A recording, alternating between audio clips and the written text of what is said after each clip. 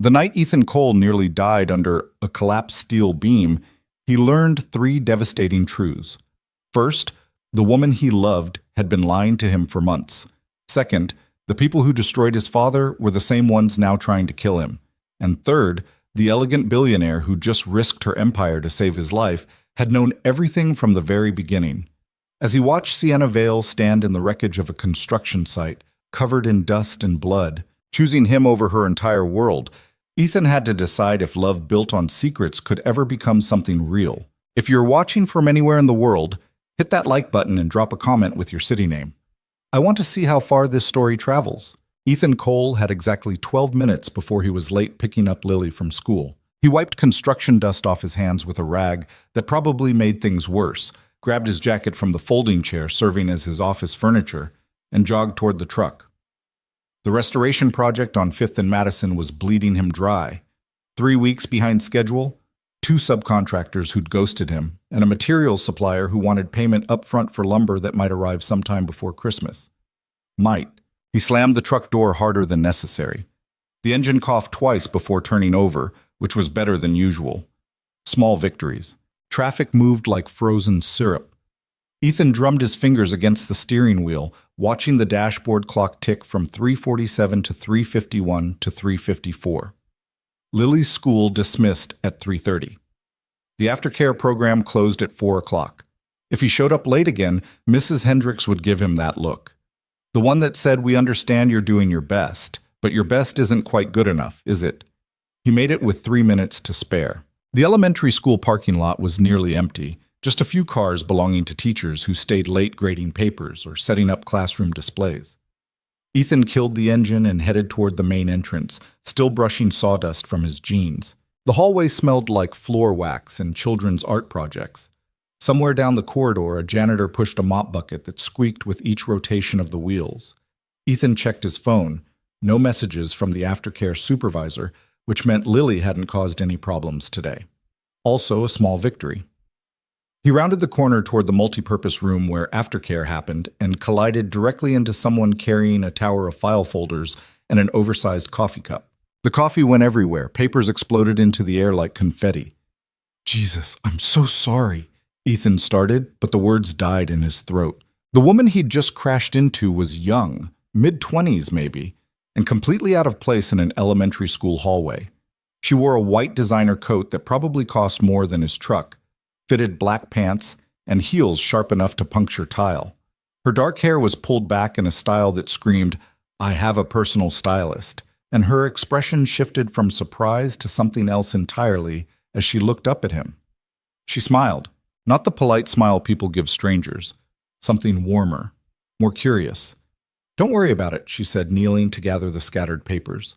Her voice had an unexpected softness despite the expensive packaging. "I wasn't watching where I was going." Ethan dropped to his knees, helping collect the soaked documents. "Your coffee's destroyed, and these—" He held up a folder dripping brown liquid. "I'll replace whatever got ruined." "It's fine. Really?" She plucked the folder from his hands with amusement in her eyes. "They're just budget reports. The world won't end if a few spreadsheets smell like Colombian roast." Budget reports. Right. Because that's what normal parents carried around elementary schools at 4 in the afternoon. Ethan handed her the last of the papers and stood, offering his hand to help her up. She took it. Her grip was firmer than he expected. "Ethan Cole," he said, because his mother raised him to introduce himself properly, even when he'd just destroyed someone's afternoon. "Sienna Vale." She released his hand but didn't step back. "Your daughter's in Mrs. Patterson's class, right? 2nd grade?" He blinked. "How did you—" "I volunteer sometimes." Sienna gestured vaguely toward the multi-purpose room. "Art projects, reading groups, whatever they need. Lily mentioned you once, said you build things." The fact that this woman, this clearly wealthy, clearly important woman, had not only met his daughter but remembered her name created a strange tightness in Ethan's chest. "I restore old buildings," he said, "when they don't fall apart before I finish them." Sienna laughed. Actually laughed. Not the polite chuckle people gave when they didn't know what else to do. "That sounds like my job some days," she said, "fixing things that keep breaking." Before Ethan could ask what exactly her job was, a small voice called from down the hallway. Dad! Lily appeared in the multi-purpose room doorway, backpack hanging off one shoulder, braids slightly lopsided from whatever playground adventures had occupied her afternoon. She broke into a run when she saw him. Ethan caught her in a hug that lifted her feet off the ground. Hey, Peanut, good day? Mrs. Patterson said my dinosaur drawing was museum quality. Lily pulled back enough to look at him seriously. That means really good. I know what museum quality means. Just checking. Lily noticed Sienna standing nearby and brightened. Hi, Miss Vale. Hi, Lily. Sienna crouched slightly to meet her at eye level. Did you finish the watercolor project we started yesterday? Almost. I need to add the stars. Lily turned to Ethan with urgent enthusiasm. Miss Vale knows about constellations, Dad. Real ones, not just the Big Dipper. Ethan felt something shift in the moment, a sensation he couldn't quite name. This stranger who carried budget reports and wore designer coats had somehow entered his daughter's world without him noticing. We should let Miss Vale get going, he said gently.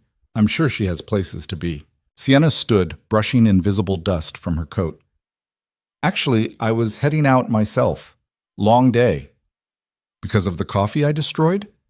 Because of a board meeting that lasted 3 hours and accomplished nothing. She picked up her considerably lighter stack of papers. The coffee was the highlight, honestly. Until you murdered it. Lily giggled. Ethan found himself almost smiling. I'll buy you a replacement sometime. As an apology. I'll hold you to that.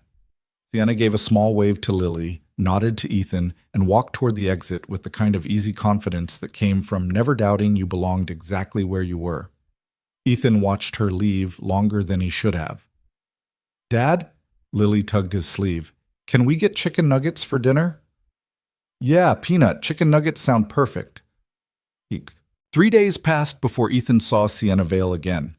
He was elbow deep in a rotted support beam on the 5th and Madison project when his phone buzzed. Carlos, his only remaining subcontractor, stood in the doorway holding a clipboard and looking uncomfortable. Boss, we got a problem. Ethan didn't look up. What kind of problem?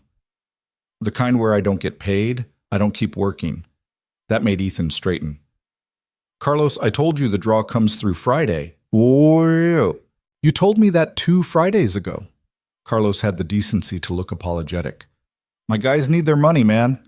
I can't keep floating this on promises. Ethan set down his tools carefully, even though he wanted to throw them through a wall. Give me until Monday. Monday, I got another job lined up. Full payment up front. Carlos shifted his weight. I like you, Ethan. You're solid, but I got bills same as you. I know. Ethan rubbed his face with dusty hands.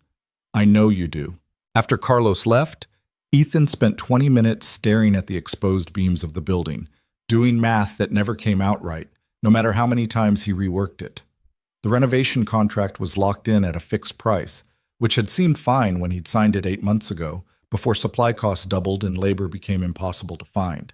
Now he was caught in the classic trap, too deep to quit, too broke to finish. His phone rang. Unknown number. Ethan Cole. Mr. Cole, this is Jennifer from Westside Lumber Supply. I'm calling about your outstanding balance. Ethan closed his eyes. I submitted payment authorization on Monday, which was declined. The credit line you used is maxed out. That's not possible.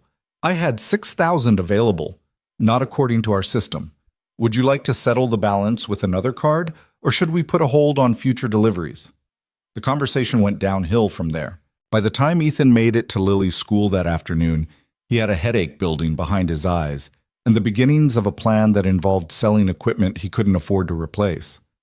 The parking lot was more crowded than usual, some kind of school event he'd forgotten about. Inside, the multi-purpose room had been transformed into an art gallery. Children's paintings covered the walls, accompanied by handwritten descriptions in wobbly printing. Parents clustered in small groups, admiring the work with exaggerated enthusiasm. Ethan spotted Lily near the back wall, practically vibrating with excitement. Dad, come look! She dragged him toward a watercolor painting of a night sky absolutely filled with stars. It wasn't particularly good by technical standards. The colors bled together in places, the proportions were off, but something about it caught in Ethan's chest anyway. You made this? Miss Vale helped. Lily pointed to a cluster of stars in the corner. She showed me how to make them look like they're glowing. It's beautiful, Peanut. Museum quality? Definitely museum quality. A familiar voice spoke from behind him. She's talented, takes direction well. Ethan turned to find Sienna standing there, wearing jeans and a simple sweater that somehow still looked expensive.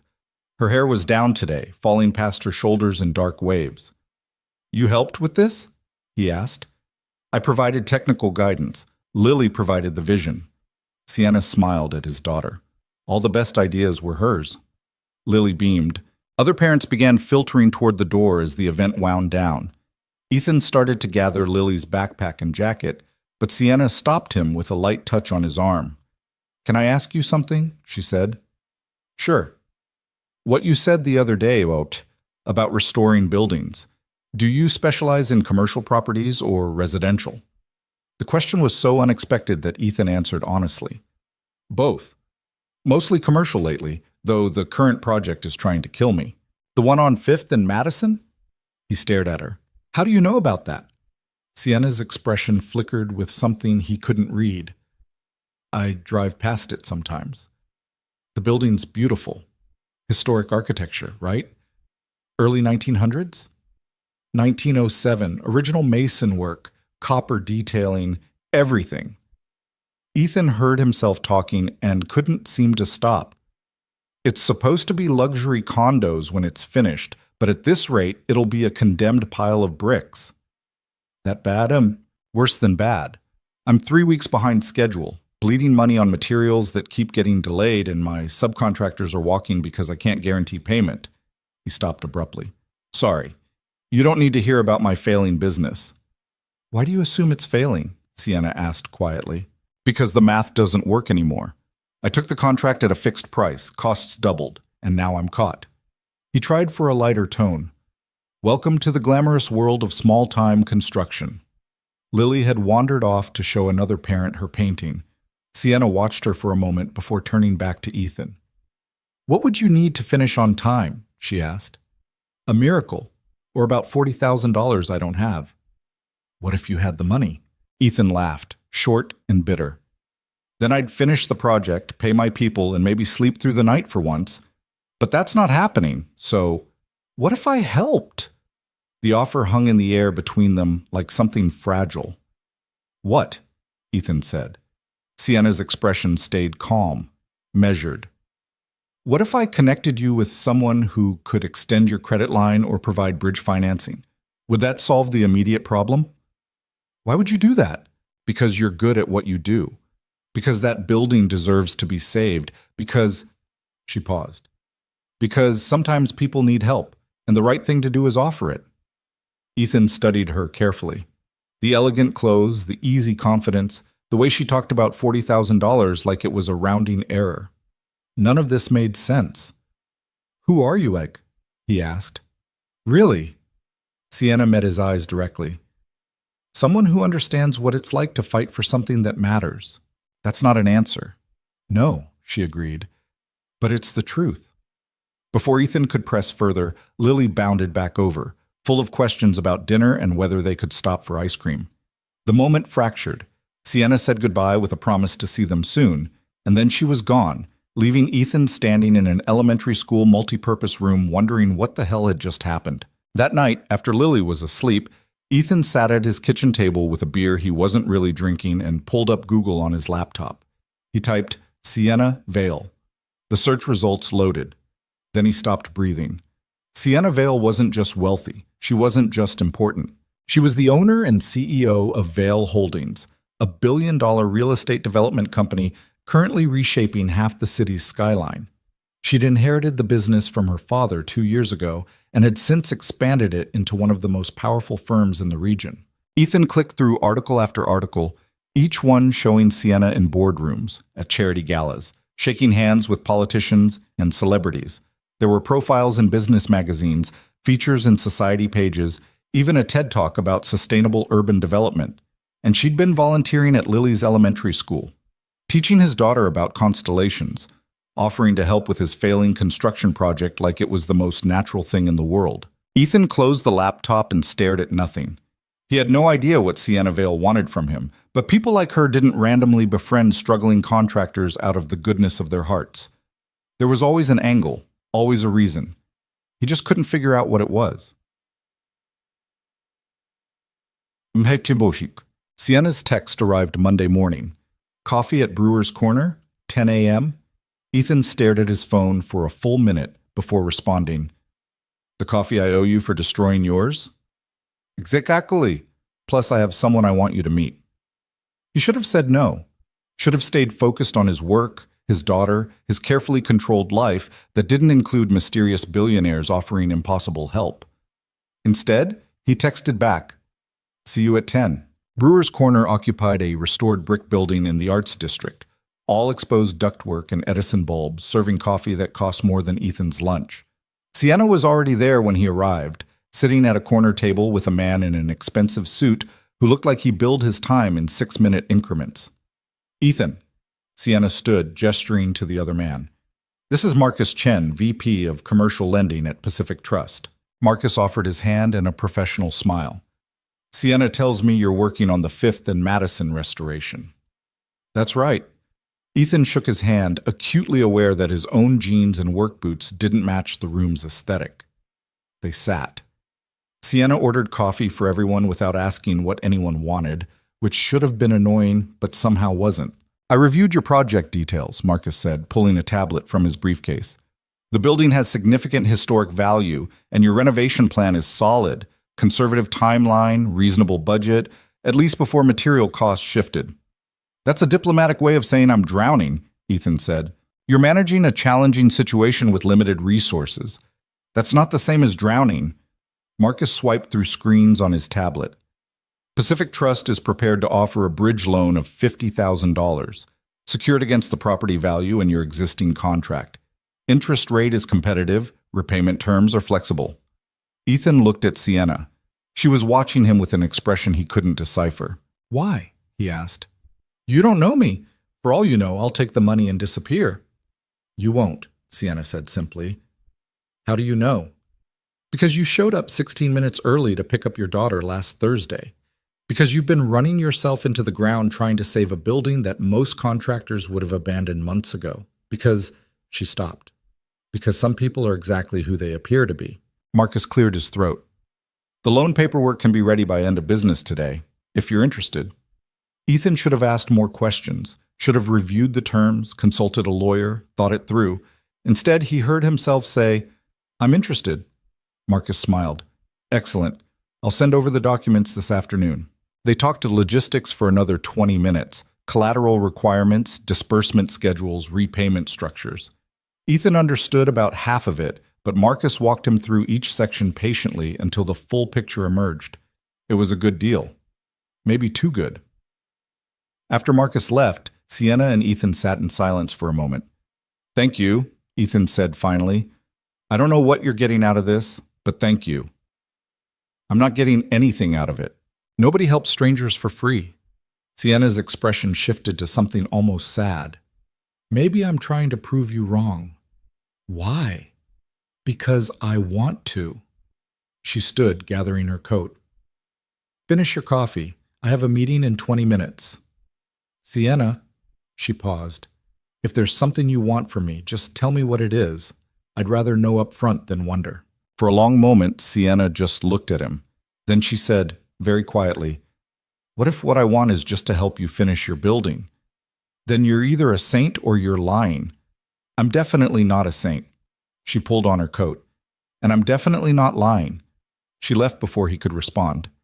Ethan sat there for another 10 minutes, drinking coffee he barely tasted, trying to make sense of a situation that defied every logical explanation. His phone buzzed. Email notification from Pacific Trust. The loan documents had arrived. He opened the attachment and started reading. Everything Marcus had described was there: competitive interest rate, flexible repayment, reasonable collateral requirements. But buried in the third paragraph of Section 7, Ethan found something else. A clause stating that in the event of default, Pacific Trust could assign the debt to any entity of their choosing without notifying the borrower. And in the footer of the final page, in text so small he almost missed it, loan underwritten by Vale Holdings Capital Services. Ethan set down his phone very carefully. Sienna hadn't just connected him with a lender. She'd loaned him the money herself. The work went faster with actual cash flow. Carlos came back with his crew. The lumber supplier delivered the materials that had been mysteriously stuck in transit for weeks. The project that had been bleeding Ethan dry suddenly felt possible again. He threw himself into the work with the kind of focus that left no room for questions about why a billionaire CEO had personally financed his struggling business. There would be time to figure that out later. Right now, he had beams to replace and deadlines to meet. Sienna started appearing at Lily's school more frequently, not in an intrusive way. She'd volunteer for an art project here, help organize a book fair there, show up at pickup time with an easy smile and questions about Lily's day.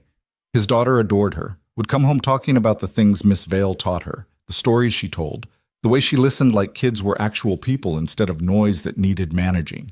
Ethan tried to keep his distance, tried to treat their interactions as casual and forgettable. Polite conversation in school hallways, brief exchanges during pickup, nothing that meant anything. But Sienna had a way of being present that made distance impossible.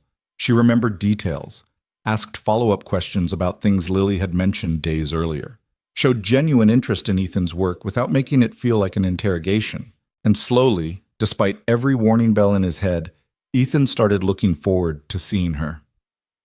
"You're smiling at your phone," Carlos observed one afternoon. Ethan looked up from a text message. "What?" "You've checked that thing 6 times in the last hour, and every time you smile." Carlos grinned. "Who is she?" "Nobody, just someone from Lily's school." This somebody got a name?" "Focus on the drywall, Carlos." "Man, when you gonna admit you're allowed to be happy?" Ethan didn't answer that. 3 weeks after the loan came through, Sienna invited them to dinner. "Nothing fancy," she'd said. "Just pizza and bad movies at my place. Lily mentioned she's never seen The Princess Bride, which is basically child neglect." They met at an address in the historic district, a converted warehouse building with floor-to-ceiling windows and the kind of understated elegance that screamed money without shouting about it. Lily was awestruck. "You live here?" she breathed, staring at the exposed brick walls and industrial lighting. "I do." Sienna crouched down to Lily's level. "Want to see the balcony? It has a view of the whole city." While Lily explored with appropriate 7-year-old enthusiasm, Ethan stood in Sienna's living room feeling completely out of place. The furniture was beautiful. The art on the walls probably cost more than his truck. Everything fit together with the kind of cohesion that came from professional designers and unlimited budgets. "You're uncomfortable," Sienna said, appearing beside him with 2 glasses of wine. "I'm fine." "You're standing like someone who's afraid to touch anything." Ethan accepted the wine. "Your apartment costs more than I'll make in 5 years. It's a little intimidating." "It's just a place I sleep." Sienna gestured toward the balcony, where Lily was pointing at buildings and asking questions Ethan couldn't hear. "That's what matters, the people, not the stuff." "Easy to say when you have the stuff." "You think having money makes people happy?" "I think it makes life easier, which is basically the same thing." Sienna's expression went distant. "My father built this company from nothing, worked himself to death doing it. When he died, I inherited everything. The money, the power, the whole empire." She took a sip of wine. "I'd give it all back for one more conversation with him." The raw honesty in her voice caught Ethan off guard. "I'm sorry," he said quietly. "I didn't mean—" "I know what you meant, and you're not wrong. Money solves problems." She looked at him directly. "But it doesn't fix the problems that actually matter." Before Ethan could respond, Lily came running back inside, full of excitement about the city lights and the boats on the water and the building that looked like a pyramid. They ordered pizza, watched The Princess Bride on a screen that took up half a wall. Lily fell asleep halfway through, curled up between them on the couch with her head on Sienna's shoulder. Ethan should have woken her, should have said thank you and goodbye and left before the moment became something he couldn't take back. Instead, he stayed. Stayed while the movie ended and the credits rolled. Stayed while Sienna gently moved Lily's head to a pillow without waking her. stayed while they sat in comfortable silence, drinking wine and watching the city lights through those massive windows. "Can I ask you something?" Ethan said finally. "Of course." "Why did you really loan me that money?" Sienna didn't answer right away. When she did, her voice was carefully controlled. "Because you needed it." "That's not a reason. It's the only reason that matters." "Sienna, my father used to say that the measure of a person isn't what they do when people are watching. It's what they do when no one will ever know." She turned to look at him.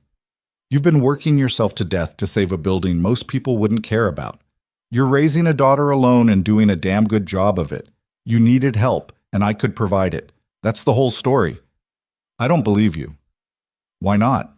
"Because people like you don't just stumble into random contractors' lives and start solving problems. There's always something else. Always an angle." Sienna's expression hardened slightly.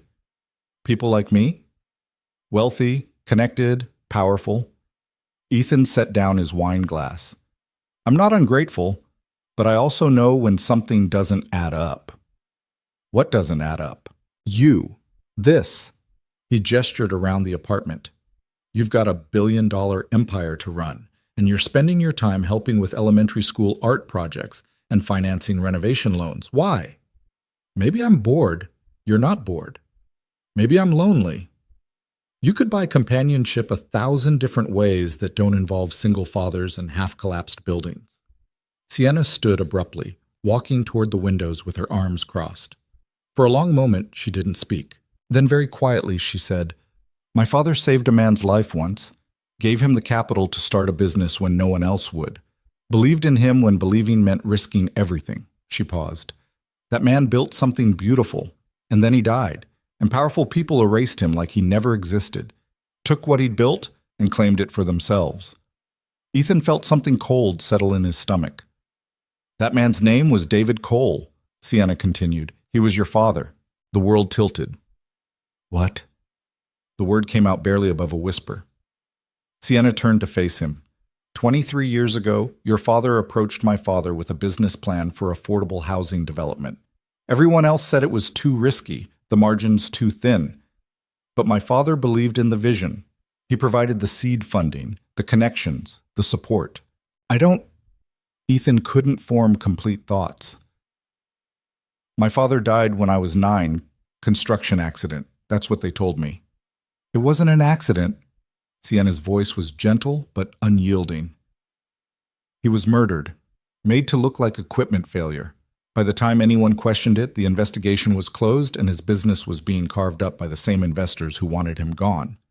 "That's not possible. I have documents, bank records, board minutes, witness statements. After my father died, I found everything in his private files. He'd been trying to prove what happened for years, but—" "Stop!" Ethan stood, his hands shaking. "Just stop!" Lily stirred on the couch but didn't wake. Sienna took a step toward him. "Ethan, how long have you known?" His voice was rough. "How long have you known who I was?" She hesitated. 6 months. 6 months. She'd known for 6 months and said nothing. "The school," Ethan said slowly, piecing it together. "You didn't start volunteering because you care about art projects. You were looking for me." "I was trying to help. Your father saved my family's business. I wanted to—" "You wanted to what? Pay off some debt? Ease your conscience?" He moved toward the door. "This whole time, everything you've done, the loan, the dinners, befriending my daughter, it was all just some guilt-driven charity project?" "No, it wasn't like that." "Then what was it like?" Sienna's composure finally cracked. "It was supposed to be simple. Find you, help you, disappear. Repay what your father was owed without making it complicated. But then I met Lily, and she was funny and smart and nothing like I expected, and you—" She stopped. "You were supposed to be just another task to complete. But you weren't. You aren't. I need to leave. Ethan, please." He carefully lifted Lily from the couch, cradling her against his chest. She mumbled something in her sleep but didn't wake. Every movement felt mechanical, like his body was operating on autopilot while his mind spun in useless circles. "The loan," he said flatly. "I'll pay back every cent, with interest." "I don't want your money. I don't care what you want." He moved toward the door. Stay away from me. Stay away from my daughter. Don't do this. Ethan stopped with his hand on the doorknob. You lied to me. For months. Let me think. He couldn't finish the sentence. Didn't want to admit what he'd started to feel. I was trying to protect you, Sienna said desperately. From what? From the people who killed your father. From the truth about what they did. From... Her voice broke. From losing you before I could make it right. Ethan looked at her one last time, saw the tears on her face, the genuine anguish in her expression. It didn't matter. Goodbye, Sienna. He left.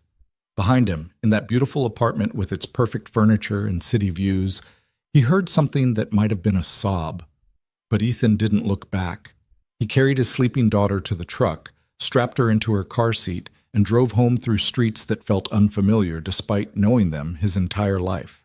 Everything had changed. Nothing made sense. And the woman he'd been falling in love with had built their entire relationship on a lie. Lily asked about Sienna exactly once. They were eating breakfast 3 days after the dinner that ended everything.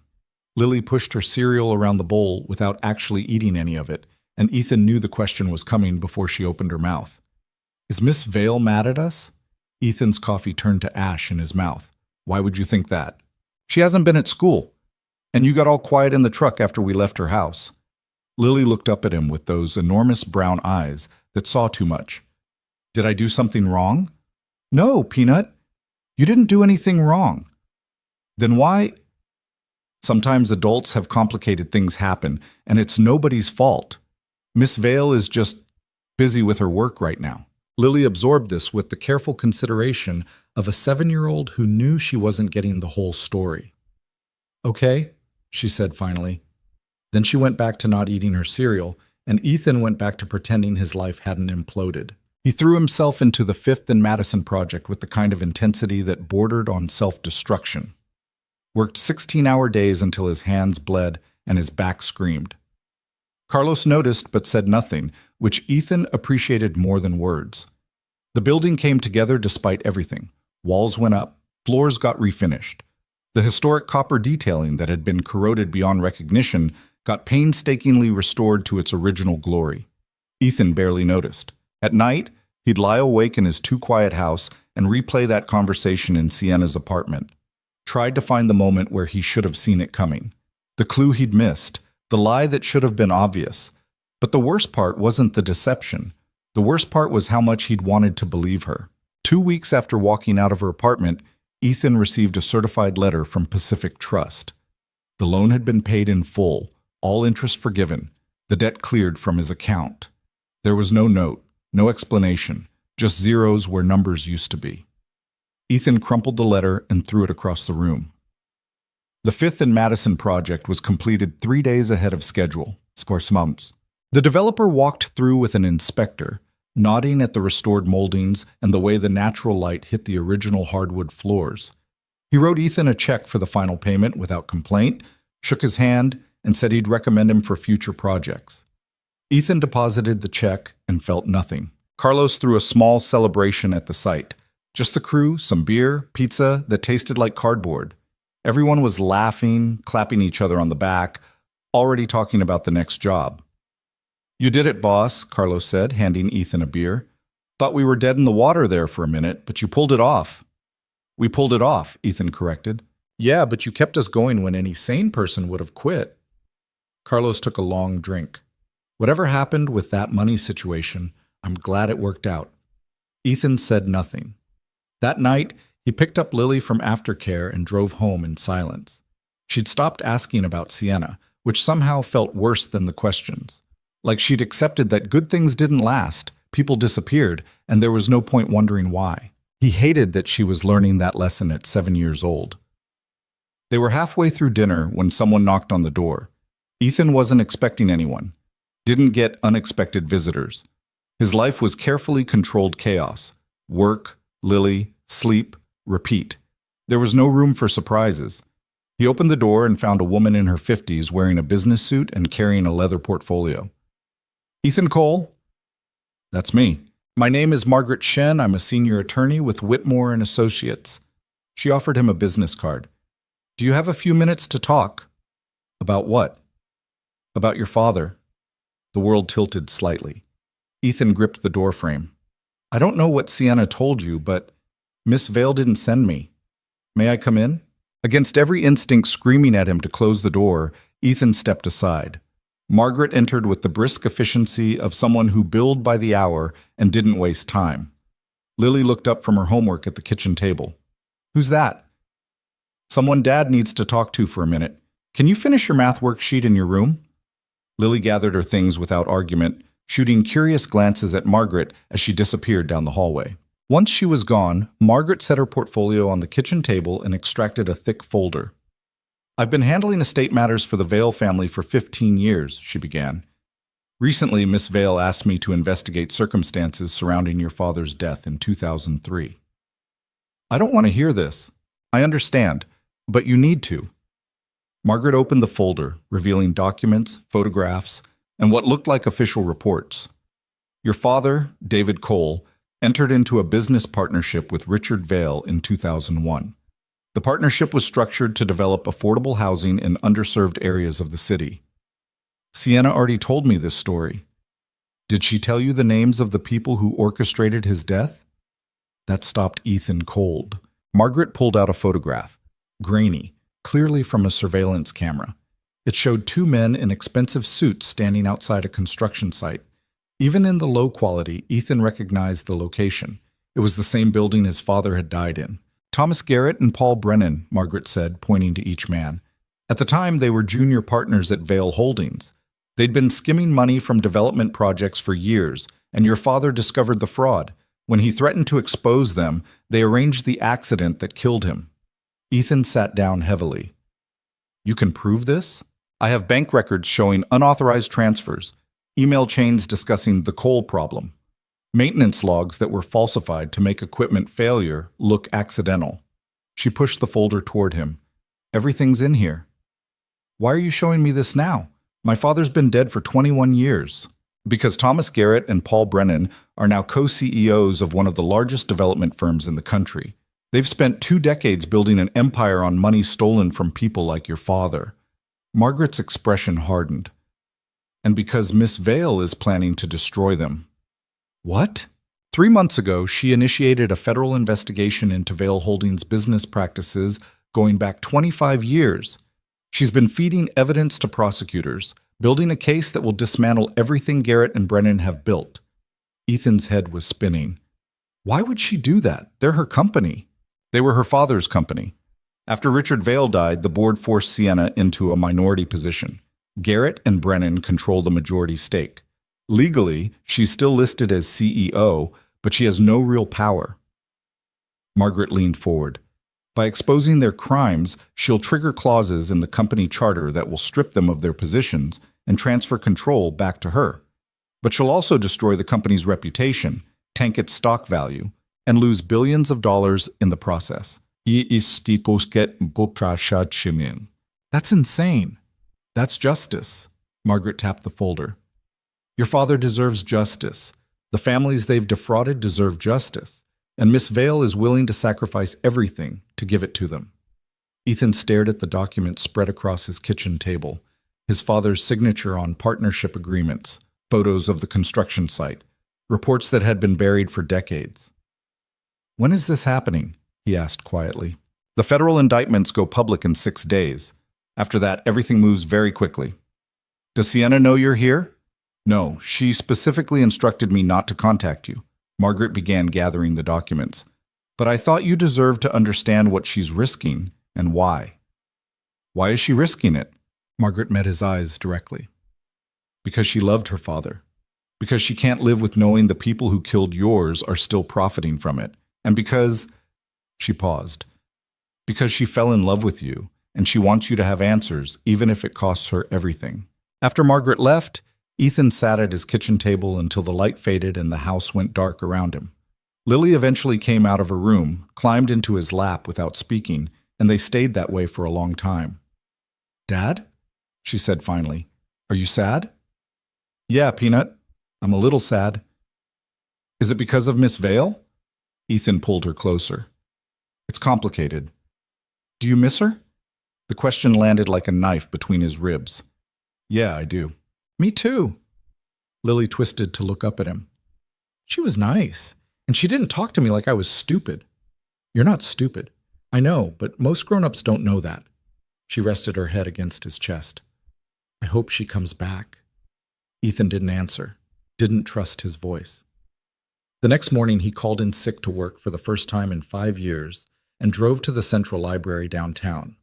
The reference librarian helped him access archived newspaper records from 2003. He found his father's obituary on the third page of the Metro section, 200 words summarizing a life. David Cole, 38, died in a construction accident, survived by his wife Jennifer and son Ethan. Services private.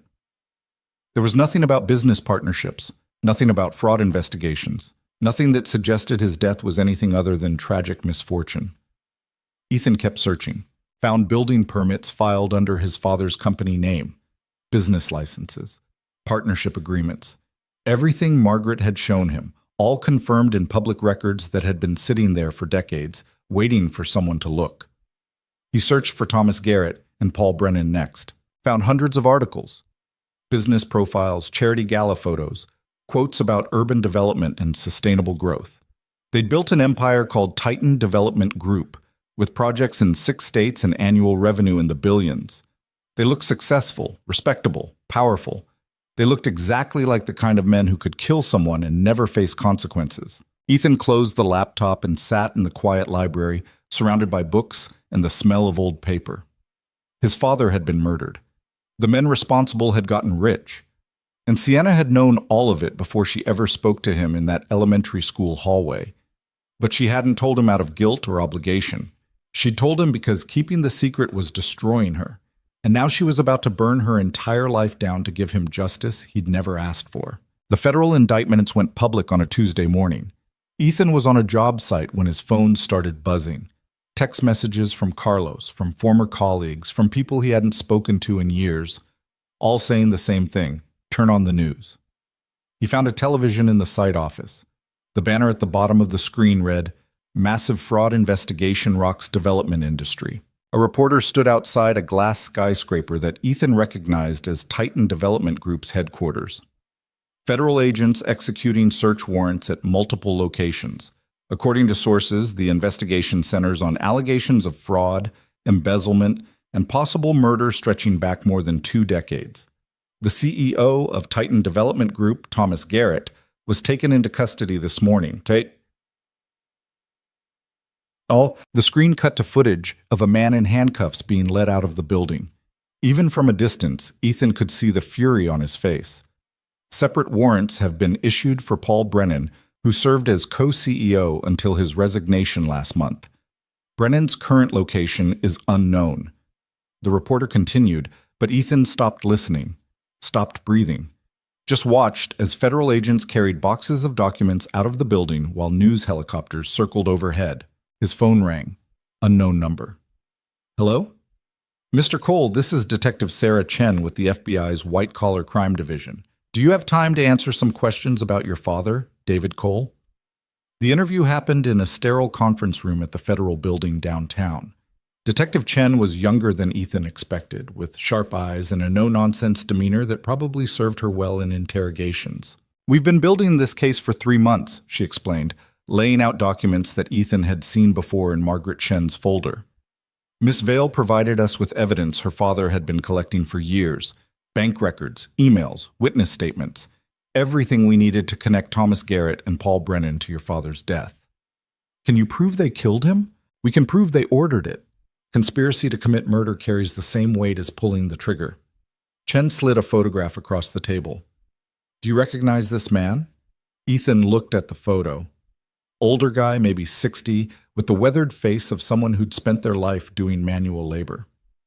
No. Who is he? Frank Morrison. He was the site supervisor the day your father died. According to his testimony, Garrett and Brennan paid him $50,000 to sabotage the equipment your father was using. He's been living with the guilt for 21 years. When we approached him with Miss Vale's evidence, he confessed to everything.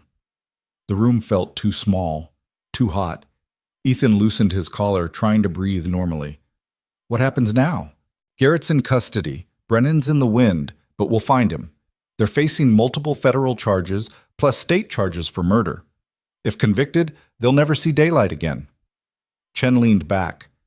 Your father's case isn't the only one. We've identified 14 other instances of fraud, embezzlement, and intimidation connected to Titan Development Group. This is going to be the biggest white-collar case the city's seen in decades. Because Sienna gave you the evidence. Miss Vale risked her career, her reputation, and her personal safety to bring these men to justice. Without her cooperation, we'd have nothing. Chen studied him carefully. She specifically requested that you be kept informed throughout the investigation, said you deserve to know the truth about your father. After the interview, Ethan sat in his truck in the parking garage and tried to process everything. His father had been murdered. The killers were finally facing justice. And Sienna had orchestrated all of it while he was busy hating her for lying. He pulled out his phone and scrolled to her contact. His thumb hovered over the call button. What would he even say? Before he could decide, the phone rang in his hand. Carlos. Boss, you need to get to the site. Now. What's wrong? Just get here. Ethan drove across town with a growing sense of dread. When he arrived at the 5th and Madison building, he found Carlos standing outside with 2 men in suits who definitely weren't construction workers. Mr. Cole, one of them said, I'm Jason Webb from Titan Development Group's legal team. We need to discuss your contract. The contract? The one Ethan had signed 8 months ago with a company that was currently being raided by federal agents. What about it? Titan Development Group is entering bankruptcy proceedings. All active contracts are being terminated effective immediately. Ethan stared at him. The project's finished. You owe me the final payment. According to bankruptcy law, outstanding debts are subject to court review. You'll need to file a claim with the trustee. Payment will be distributed based on creditor priority. How long will that take? 18 months. Maybe longer. Webb's expression remained professionally neutral. I'm sorry, Mr. Cole. There's nothing I can do. After they left, Carlos put a hand on Ethan's shoulder. How bad is it? Bad. That final payment was supposed to cover 3 months of operating expenses and the down payment on our next project. Ethan did the math in his head. Without it, I'm dead in the water. Can you take out a loan? With what collateral? I'm tapped out. They stood in silence, watching workers pack up tools and equipment. The building looked beautiful, perfect, completely finished and utterly worthless to Ethan right now. His phone buzzed, email notification. The sender was an address he didn't recognize, but the subject line made him open it immediately. Regarding David Cole. The email contained a single attachment. Ethan downloaded it. It was a video file. He pressed play. The footage was grainy, clearly from an old security camera. It showed 2 men in an office. One older, one younger. The older man was signing documents while the younger one watched. The timestamp read, March 15, 2001. Ethan recognized his father immediately, even across 2 decades in terrible video quality. The other man was Richard Vale, Sienna's father. They were signing the partnership agreement. In the video, David Cole looked up from the documents and said something Ethan couldn't hear. Richard Vale laughed, shook his hand, and pulled him into a brief hug. They looked happy, excited, like they were building something that mattered. The video cut to black. Then new footage appeared. Same office, different date.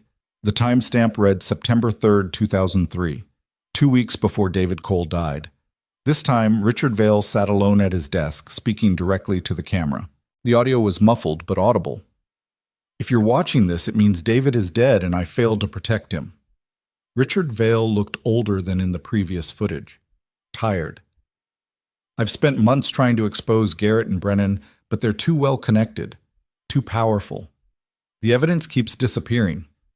The witnesses keep changing their stories. He paused, collecting himself. David Cole was the best man I ever knew. He saw opportunity where others saw obstacles. He believed in building things that mattered, not just things that made money. And because of that, because he threatened the people who only care about profit, he's gonna die. Richard Vale's voice cracked. I'm keeping copies of everything. Every email, every bank record, every piece of evidence that proves what they're planning. Someday someone will have the courage to use it. Someday, David's son will know his father was a good man who died fighting for something better. The video ended. Ethan sat in his truck staring at the blank screen while tears ran down his face. His father had been a good man. Richard Vale had tried to save him, and Sienna had spent the last 6 months carrying the weight of both their failures. He forwarded the video to his personal email, then called the number Margaret Shen had left him. "I need to see Sienna," he said when she answered. "Mr. Cole, I don't think... I need to see her. Please." Margaret was quiet for a moment. "She's not in the city. After the indictments went public, she left. Said she needed space." "Where did she go?" "I can't tell you that." Margaret, "But," she continued, "I can tell you that she's been living in a small coastal town about 3 hours north, rented a house near the water, spends her days teaching art classes to local kids." "That's not telling me where she is?" "No, that's me mentioning something completely unrelated to your question." Margaret's tone softened. "The town's called Seabrook. You didn't hear it from me." Ethan hung up and stared at the building in front of him. His finished project, his empty bank account, his carefully controlled life that had just exploded for the second time in a month. Carlos appeared at the truck window. "You okay, boss?" "No?" "What are you going to do?" Ethan thought about his father signing partnership agreements with hope in his eyes. Thought about Sienna paying off his loan and disappearing.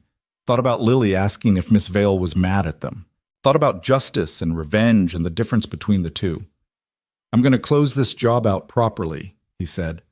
"Make sure everyone gets paid. Then I'm going to take a few days off. And after that?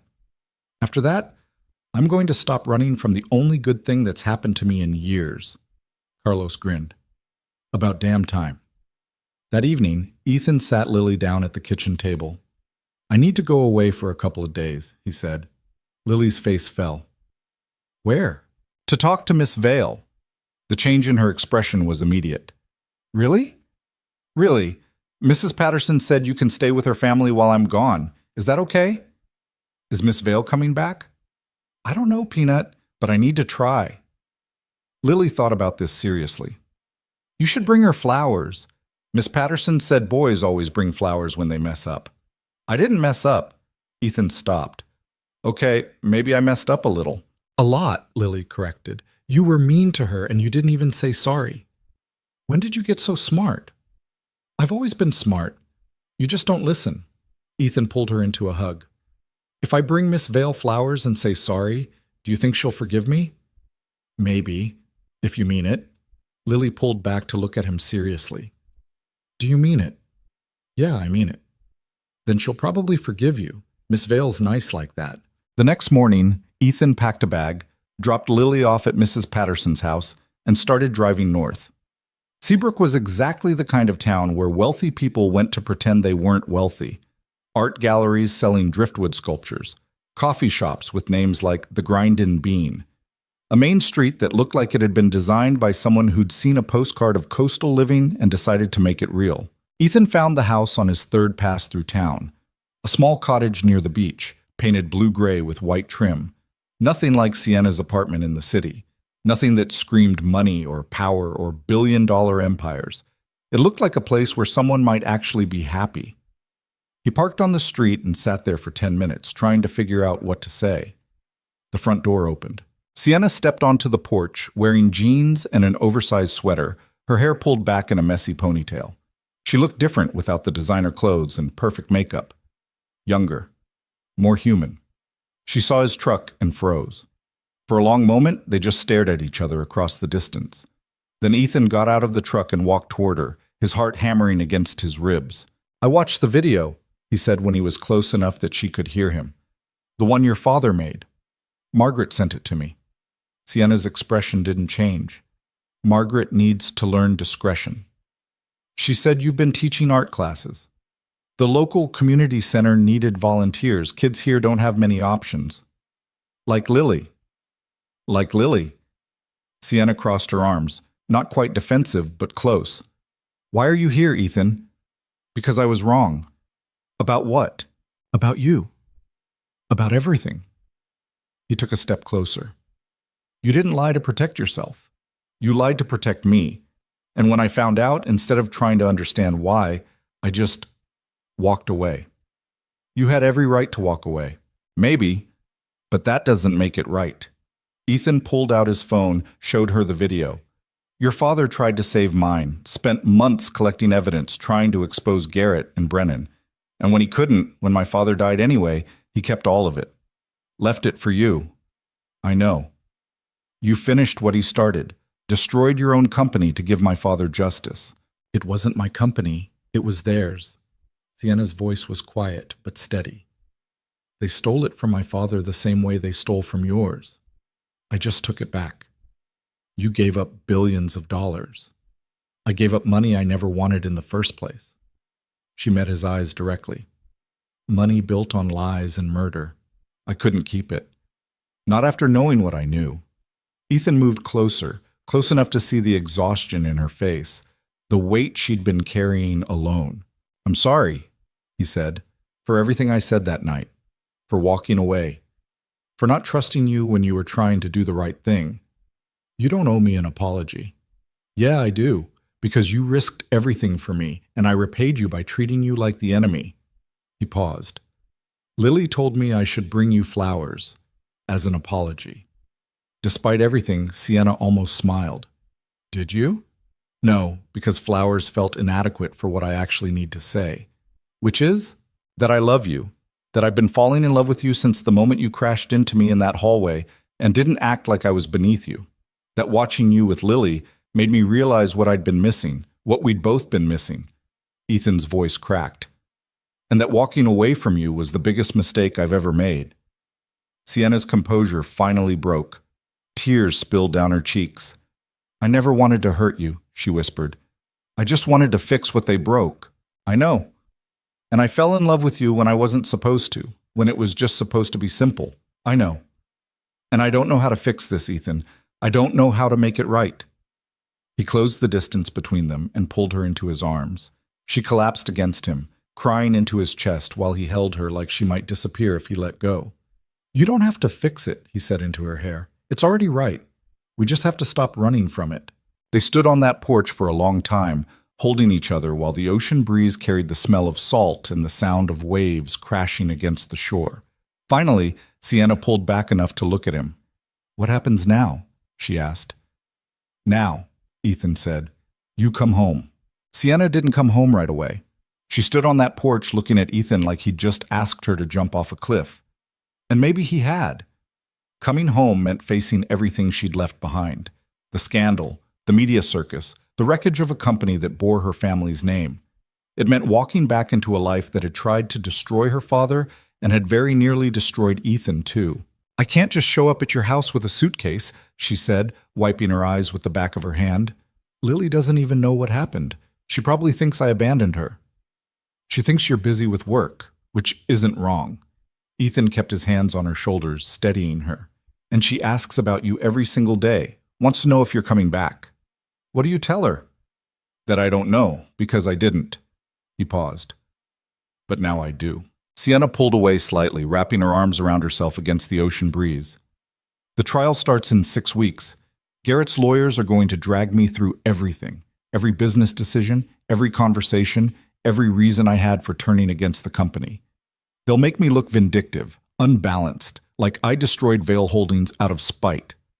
Let them. Ethan, you don't understand what this means. The media attention, the scrutiny, everything they'll dig up about you and Lily. I've been through worse than reporters asking questions.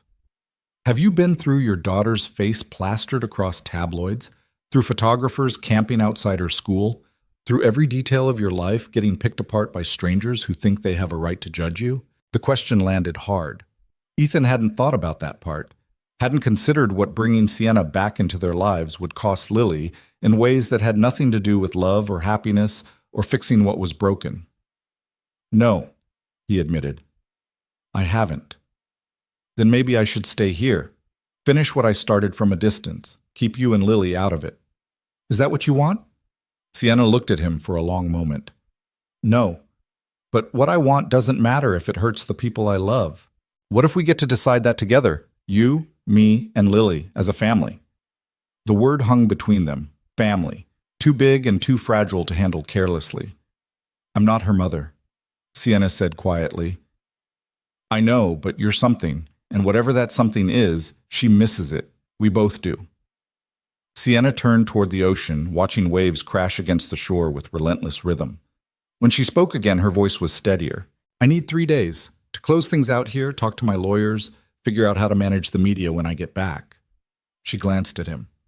Can you give me 3 days? I can give you whatever you need. Even if what I need is time to be terrified?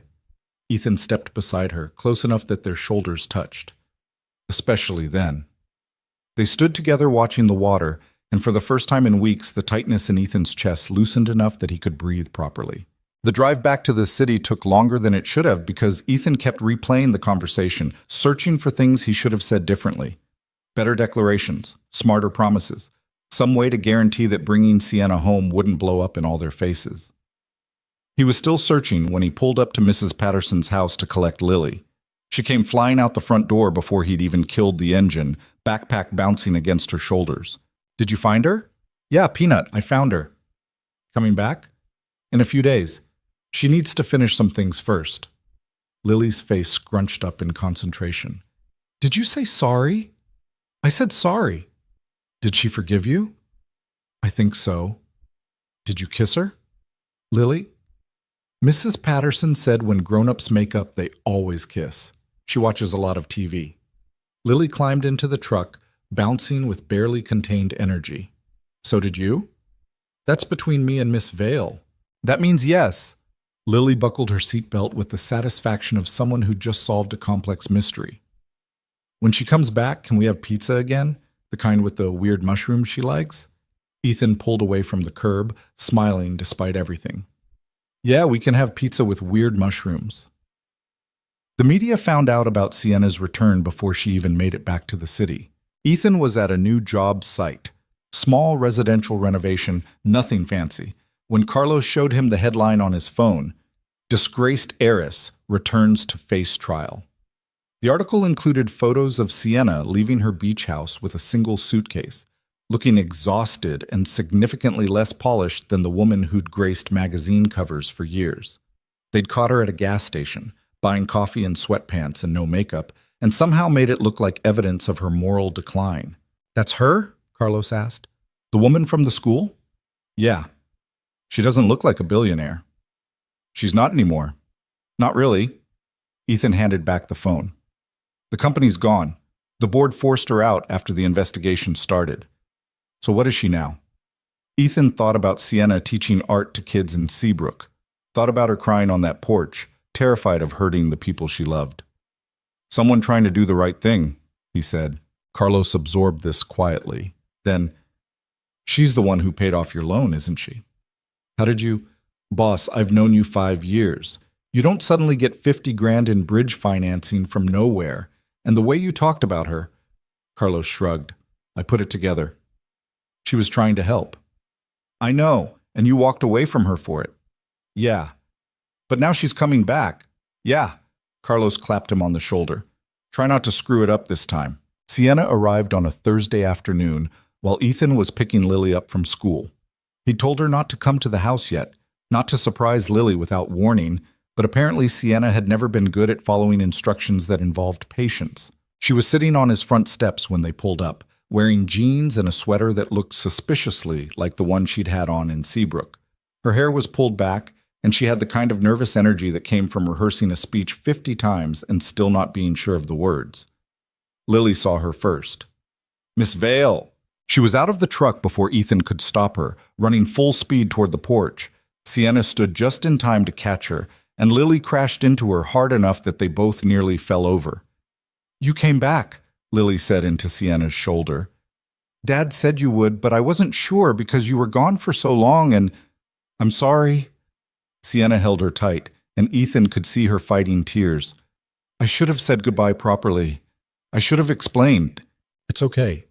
You're here now. Ethan approached slowly, giving them space.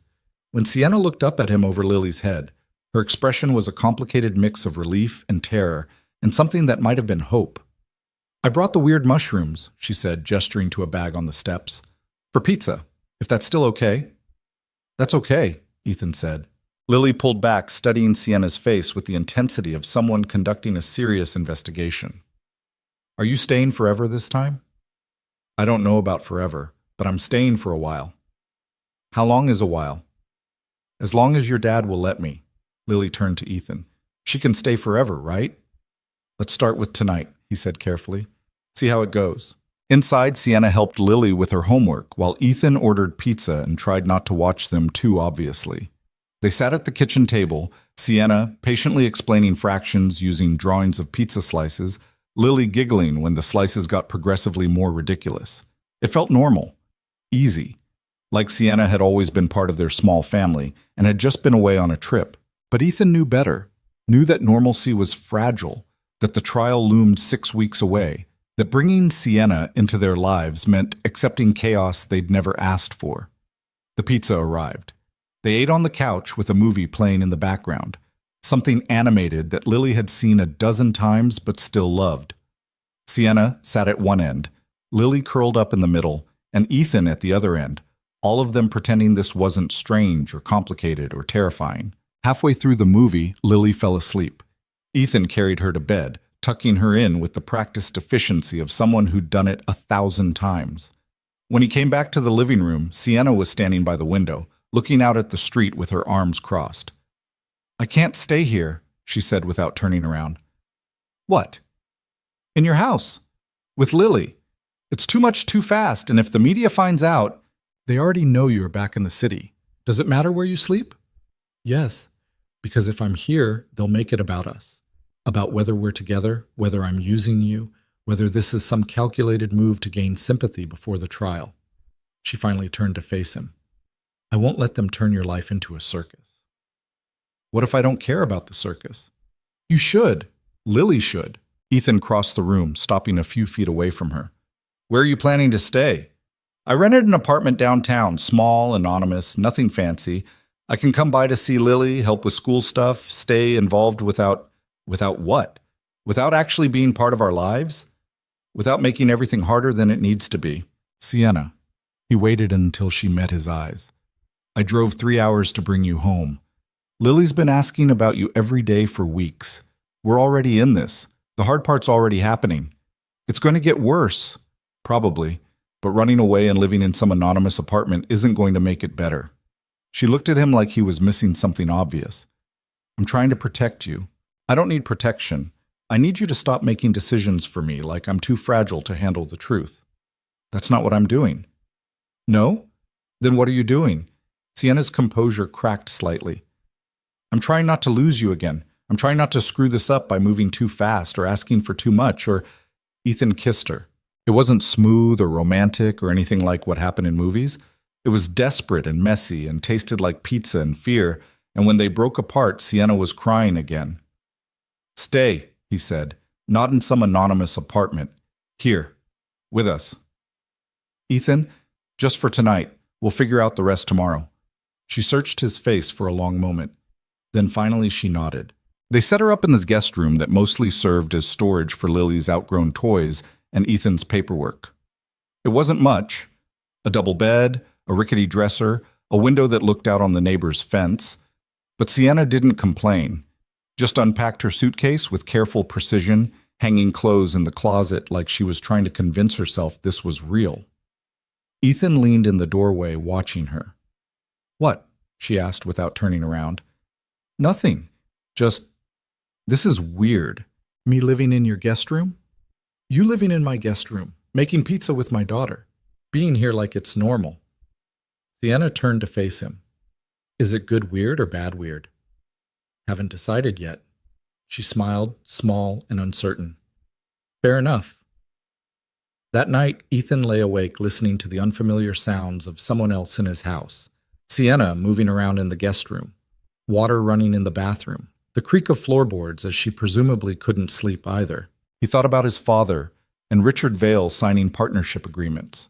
Thought about Garrett and Brennan in custody, finally facing consequences. Thought about Sienna giving up billions of dollars for justice she didn't have to fight for. Thought about the fact that the woman he loved was sleeping 20 feet away, and somehow that felt more terrifying than anything else. His phone buzzed on the nightstand. Text from Sienna. Can't sleep. Ethan typed back. Me neither. Wanna talk? He found her in the kitchen, making tea in the dark. She'd changed into pajama pants and an old t-shirt, and without the armor of expensive clothes and perfect makeup, she looked younger, more vulnerable. Couldn't find the light switch, she said by way of explanation. It's behind the door. Terrible design.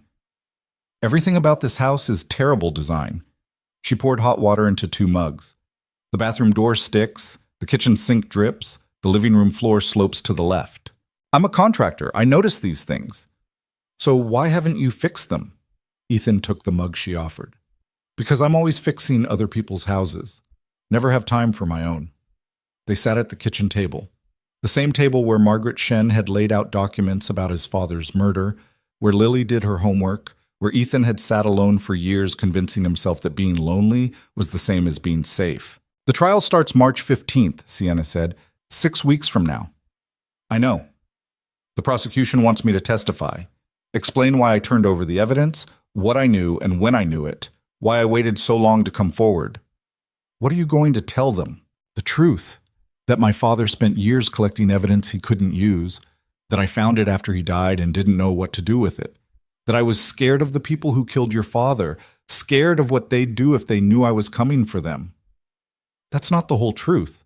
Sienna looked at him over the rim of her mug. No? The whole truth is that you fell in love with me, that meeting Lily changed everything, that you couldn't keep living with the secret once you knew us. The prosecution doesn't need to know that part. Why not? Because it makes me look irrational, like I made emotional decisions instead of strategic ones. Did you? She set down her mug carefully. Yes. Every decision I made after meeting you was emotional. I should have turned over the evidence immediately, should have stayed away from you and Lily, kept everything separate and clean. But I didn't. I fell in love with your daughter first, then with you, and suddenly none of the strategic planning mattered anymore. Good. Good? Yeah, because strategic planning is what people like Garrett and Brennan do. They calculate costs and benefits and acceptable casualties. You did the opposite. You chose people over profit. That's not irrational. That's human. Sienna's eyes filled with tears for what felt like the 100th time that day. I'm terrified I'm going to ruin your lives. That by being here, by dragging you into this trial, I'm going to hurt Lily in ways I can't fix. You won't. You don't know that. Michou, no. But I know that Lily's been happier these past few months than I've seen her in years. I know that she lights up when you walk into a room. And I know that whatever happens with the trial, whatever chaos comes next, she's better off with you in her life than without you. How can you be so sure? Because I'm better off with you in my life. And if that's true for me, it's true for her too. They sat in silence for a while, drinking tea that had gone lukewarm. Finally, Sienna said, Your father would have liked you.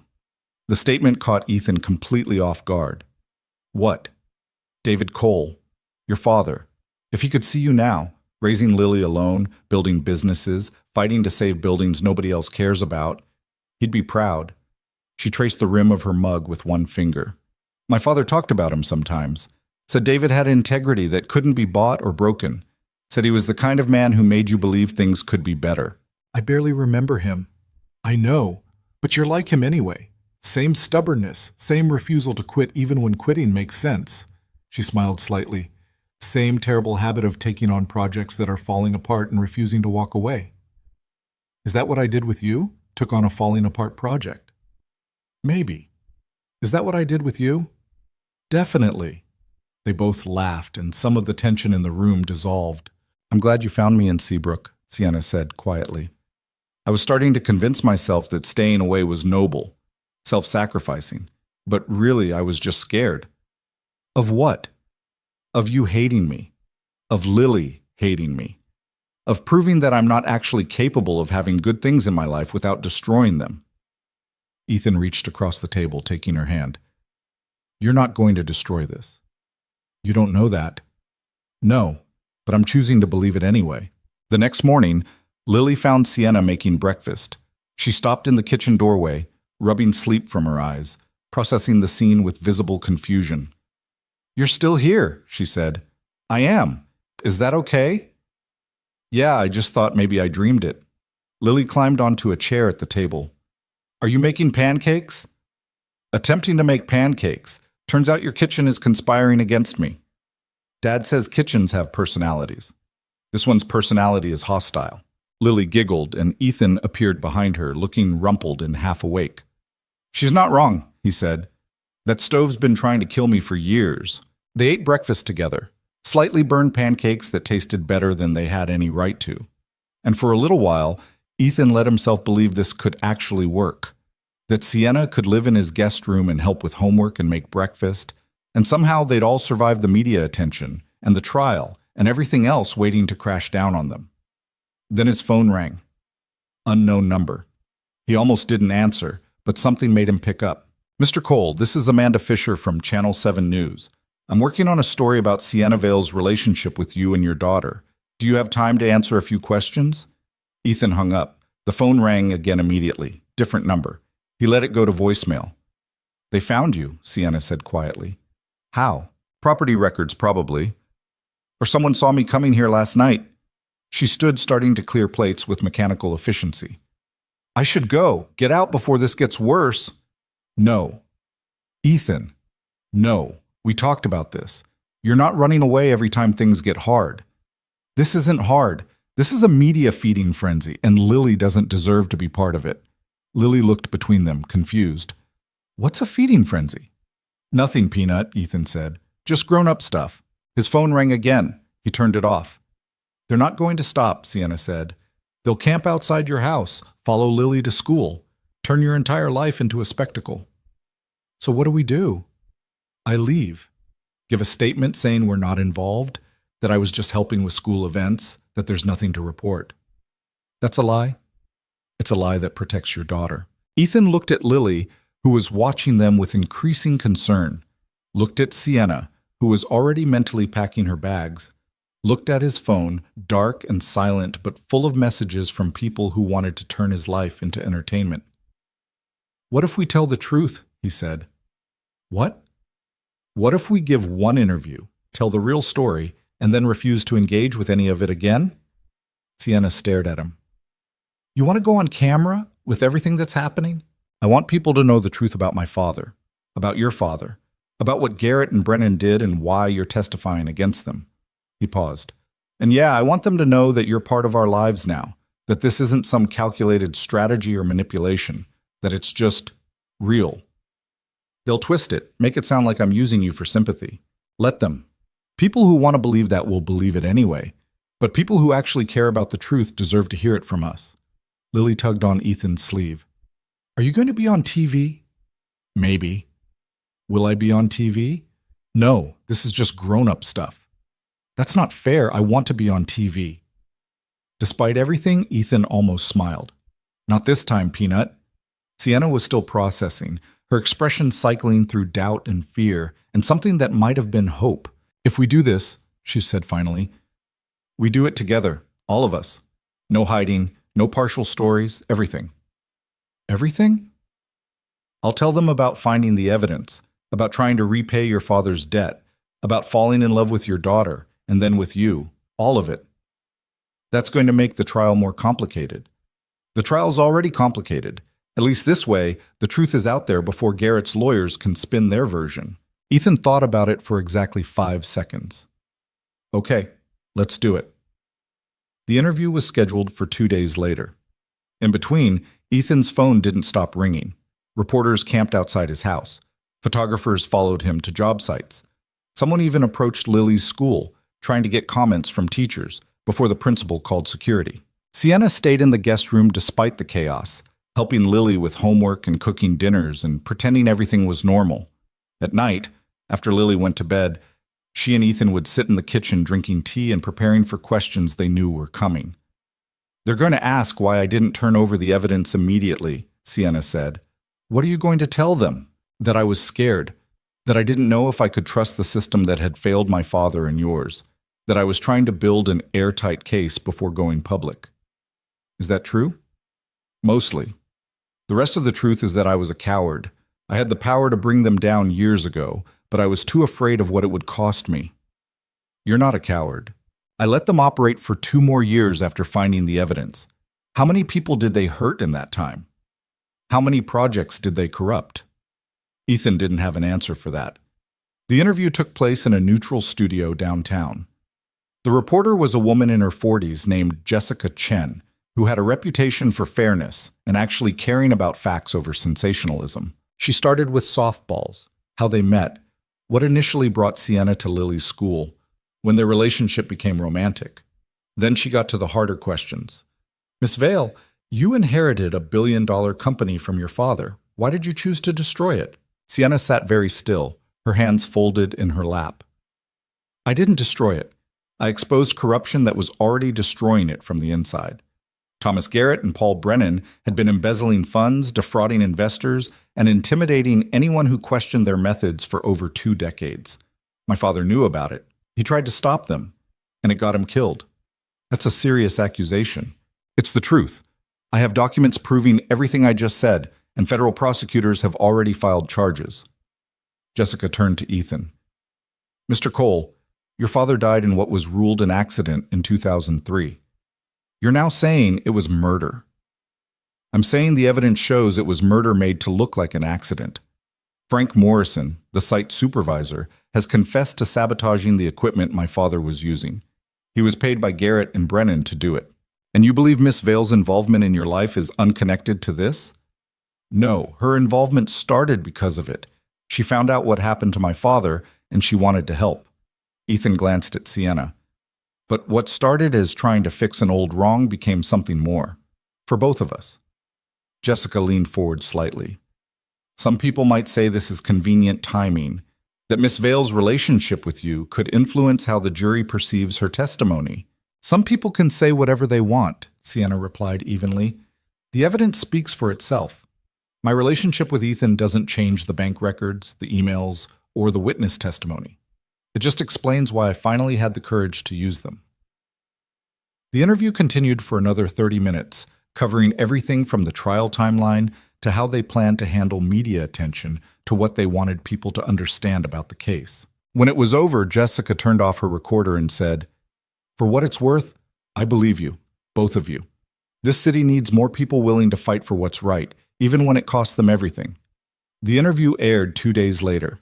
Ethan watched it at home with Sienna and Lily, who'd been promised she could stay up late if she promised not to complain that she wasn't on camera. Seeing himself on television was surreal and uncomfortable. He looked tired, sounded unsure, and definitely didn't have the polish of someone who belonged on TV. But Sienna looked calm and steady, and when she talked about his father, about justice and courage, and doing the right thing even when it hurt, Ethan felt something shift in his chest. The media response was mixed.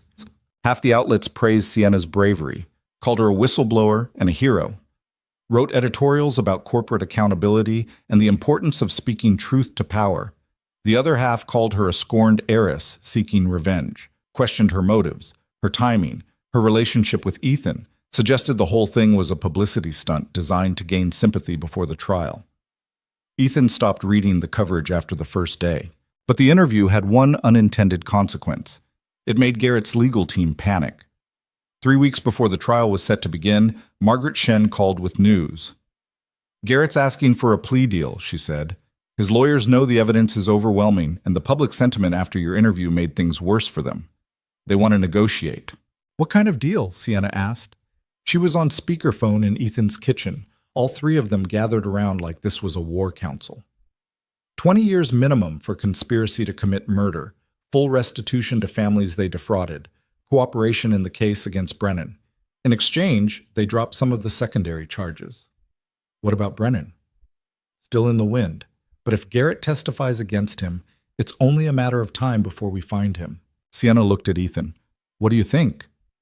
"I think 20 years isn't enough for killing my father." "Neither do I, but it's better than risking a trial where anything could happen." "Do we have to decide now?" "The prosecution wants an answer by end of week." Margaret paused. "For what it's worth, I think you should take it. Lock in the conviction, get justice for your father, move on with your lives." After Margaret hung up, they sat in silence. Finally, Lily said, "What's restitution?" "It means paying back money you stole," Sienna explained. "Is it a lot of money?" "Yeah, Peanut, a lot of money." "Are we going to be rich?" Ethan laughed despite everything. "No. The money goes to people they hurt, not to us." "That's not fair. They hurt us." "I know, but sometimes being fair isn't about getting rich. It's about making sure bad people can't hurt anyone else. Lily considered this seriously. Okay, then they should go to jail forever. 20 years is pretty close to forever when you're their age, Sienna said gently. That night, after Lily was asleep, Ethan found Sienna on the back porch. She was wrapped in a blanket, staring up at stars that were barely visible through the city's light pollution. You okay? He asked, sitting beside her. I keep thinking about my father, about what he'd want me to do. What do you think he'd want? Justice. Real justice. Not just vengeance. She pulled the blanket tighter. He spent years trying to expose them the right way. Through the system, with evidence and procedure. He believed in that, in doing things properly even when it took longer. So we take the deal. So we take the deal, she agreed. And then we try to figure out what our lives look like when this is all over. Ethan put his arm around her shoulders, pulling her close. I already know what my life looks like. Yeah? Yeah, it looks like you living in my guest room and burning pancakes and helping Lily with fractions. He paused. It looks like us. Sienna leaned her head against his shoulder. The guest room's kind of small, I noticed. And the house needs work. The bathroom door, the kitchen sink, the sloping floor. Are you complaining about my house? I'm observing that it has structural issues requiring professional attention. From a contractor? From a contractor who lives here and has no excuse for leaving them unfixed. Ethan smiled into the darkness. Guess I'll have to clear my schedule. Guess you will. They sat together watching stars they couldn't quite see, and Ethan thought about his father and Richard Vale building something together. Thought about Garrett and Brennan tearing it apart. Thought about Sienna finding the pieces and fighting to make them whole again. Thought about justice and love and the strange way they'd gotten tangled together. We're going to be okay, he said. Sienna didn't answer right away. When she did, her voice was quiet but certain. Yeah, we are. The plea deal was accepted on a Friday morning, finalized in a conference room that smelled like stale coffee and expensive leather. Ethan wasn't there. The lawyers had made it clear his presence wasn't necessary, but Sienna called him the moment it was done. It's over, she said, and her voice sounded hollow, not relieved, not triumphant, just empty. That's good, right? I don't know. 20 years feels like both too much and not enough at the same time. Ethan understood exactly what she meant. 20 years wouldn't bring back his father, wouldn't erase the decades of damage Garrett and Brennan had caused. But it was something. A line drawn. A statement that some actions had consequences even when you were rich and powerful and thought you were untouchable. You did the right thing, he told her. Did I? Or did I take the easy way out because I was tired of fighting? Does it matter? Sienna was quiet for a moment. No, I guess it doesn't. She came home that afternoon looking fragile in a way Ethan had never seen before. The trial had been looming over everything for months, giving her something to prepare for, something to fight against. Now it was just done. And the sudden absence of that purpose left her visibly unmoored. Lily noticed immediately. Are you sad? She asked, appearing in the kitchen doorway where Sienna was attempting to make tea with hands that shook slightly. A little bit, yeah. Because the bad people are going to jail? Because it's over, and I don't know what comes next. Lily thought about this with the gravity of someone much older. Then she said, You could stay here, with us. That could come next. Sienna looked at Ethan, who was leaning against the counter pretending not to eavesdrop on the conversation. Your dad might have opinions about that, she said. Dad wants you to stay. He's just scared to say it because boys are dumb about feelings. Hey, Ethan started. Mrs. Patterson said so. She said boys have feelings, but they keep them locked up in a box and only take them out when they're absolutely forced to. Mrs. Patterson talks a lot. She's smart, Lily said definitively. Then to Sienna, So are you staying? I don't know, Peanut. That's a big decision. Why? You already live here. Your stuff is in the guest room. You make breakfast sometimes. Lily ticked off points on her fingers like she was presenting evidence. Staying is just doing what you're already doing, but forever. Forever is a long time. I know. That's why it's good. After Lily wandered off to watch cartoons, Sienna turned to Ethan with an expression caught between amusement and panic. She's relentless, Sienna said. She gets it from me. Should we talk about this? About what happens now that the legal stuff is finished? Ethan poured himself coffee he didn't really want, buying time to organize his thoughts. What do you want to happen? That's not an answer. No, it's a question, because I know what I want. But that doesn't matter if you want something different. Sienna set down her tea mug carefully. What do you want? I want you to move out of the guest room and into mine. I want to fix this house properly instead of living with broken things because I'm too busy fixing everyone else's problems. I want Lily to stop asking when you're leaving because the answer is never. He paused. I want us to stop pretending this is temporary when we both know it isn't. That's a lot. Yeah, it is. Yeah, it. What if I screw it up? What if I'm terrible at this, at being part of a family, at living in a house that needs fixing, at all the normal stuff I've never had to do? Then you'll screw it up and we'll figure it out together. Same way we've been figuring everything else out. Sienna picked up her tea again, wrapping both hands around the mug like she needed something to hold on to. I've never lived with anyone before. Not like this. I had college roommates and employees and people who worked for me, but never someone you loved. Never someone who loved me back. She looked at him directly. I don't know how to do this, Ethan. I don't know how to be someone's partner or someone's... She stopped, struggling with the word. Someone's family, he finished for her. Yeah, that. Good thing you're smart. You'll learn. What if I don't? Then I'll love you anyway, and Lily will too, and we'll all be a mess together. Ethan moved closer, taking the tea mug from her hands and setting it aside. Stop looking for reasons this won't work. Start looking for reasons it will. That's terrifying. I know, do it anyway. Sienna kissed him then, soft and tentative, like she was testing whether this was real or something that would dissolve if she pressed too hard. When they broke apart, she was smiling for the first time all day. Okay, she said. Okay, what? Okay, I'll stop living in your guest room. Okay, I'll stay. Okay to all of it. Yeah? Yeah. From the living room, Lily's voice called out, I heard that. Does this mean we're keeping her? Ethan laughed. Yeah, Peanut. We're keeping her. Finally. Can we get ice cream to celebrate? They got ice cream. But the relief of the plea deal and Sienna's decision to stay lasted exactly 4 days before reality came crashing back in. Ethan was at a job site, another small renovation trying to rebuild his business after months of chaos, when his phone rang. The number was local but unfamiliar.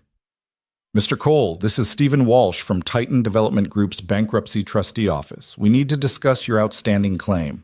Ethan's stomach dropped. I submitted all the paperwork months ago. Yes, and your claim has been reviewed. Unfortunately, Titan's remaining assets aren't sufficient to cover all creditor claims. Your payment will be reduced to approximately 38% of the original amount owed. The math hit him like a physical blow. The final payment from the 5th and Madison project had been $42,000. 38% of that was barely $16,000, not even enough to cover the equipment he'd had to buy on credit to finish the job. That's not possible. I have a signed contract, which is now subject to bankruptcy proceedings. I'm sorry, Mr. Cole. The distribution is based on creditor priority, and as an unsecured contractor, you're unfortunately at the bottom of that list. After the call ended, Ethan sat in his truck staring at nothing. The business he'd been carefully rebuilding was suddenly underwater again. He'd taken on new projects, assuming that final payment would come through eventually. Had committed to timelines and budgets that only worked if he actually got paid for work he'd already completed. Now he was looking at the same financial cliff he'd been standing on 8 months ago, except this time there was no mysterious bridge loan waiting to save him. Carlos found him 20 minutes later, still sitting in the truck. Boss, we got a problem with the electrical. He stopped. What happened? Titan's bankruptcy trustee. I'm getting 38 cents on the dollar for the 5th and Madison payment. Carlos's face went carefully blank. How bad? Bad enough that I can't make payroll next week. Bad enough that the equipment loans are going to default. Bad enough that... Ethan stopped, pressing his palms against his eyes. I'm done, Carlos. I can't keep doing this. You've been broke before. Not like this. Before, I was just me. Now I've got Sienna living in my house and Lily asking questions about why we can't afford things, and he stopped again, forcing himself to breathe. I can't ask them to live with someone who's failing. You're not failing. You got screwed by criminals who bankrupted their own company. Doesn't matter. The result's the same. Carlos leaned against the truck, arms crossed. So what are you going to do? Walk away? Give up and let everything you've built fall apart? Maybe. Maybe that's smarter than dragging it out. You don't believe that. I don't know what I believe anymore. That night, Ethan came home to find Sienna and Lily making dinner together. Or more accurately, Lily was making dinner while Sienna provided moral support and occasional warnings about fire hazards. They looked happy, comfortable, like a family. The sight made everything worse. "Hey," Sienna said, looking up from where she was chopping vegetables with obvious inexperience. "How was work?" "Fine." She knew immediately something was wrong. Set down the knife. "Ethan, not now. I need a shower." He escaped to the bathroom before she could press, standing under hot water until his skin turned red and the ancient water heater started giving up. When he emerged, Lily was setting the table and Sienna was waiting in the hallway with her arms crossed. "What happened?" she asked quietly. "Nothing. Just work stuff." "Don't do that. Don't shut me out." "I'm not, Yes, you are. You came home looking like someone died. You won't talk to me. And you're doing that thing where you smile at Lily, but it doesn't reach your eyes." Sienna stepped closer. "Talk to me." So he told her. About the trustee's call, the reduced payment, the business hanging by threads that were rapidly fraying. About feeling like a failure and a fraud who'd convinced her to build a life with him when he couldn't even keep his company solvent. Sienna listened without interrupting. When he finished, she said, "How much do you need?" "Don't." "How much?" "Sienna, I'm not taking money from you. It's not about taking, it's about solving a problem. You need capital to bridge the gap until your other projects pay out. I have capital. This isn't complicated."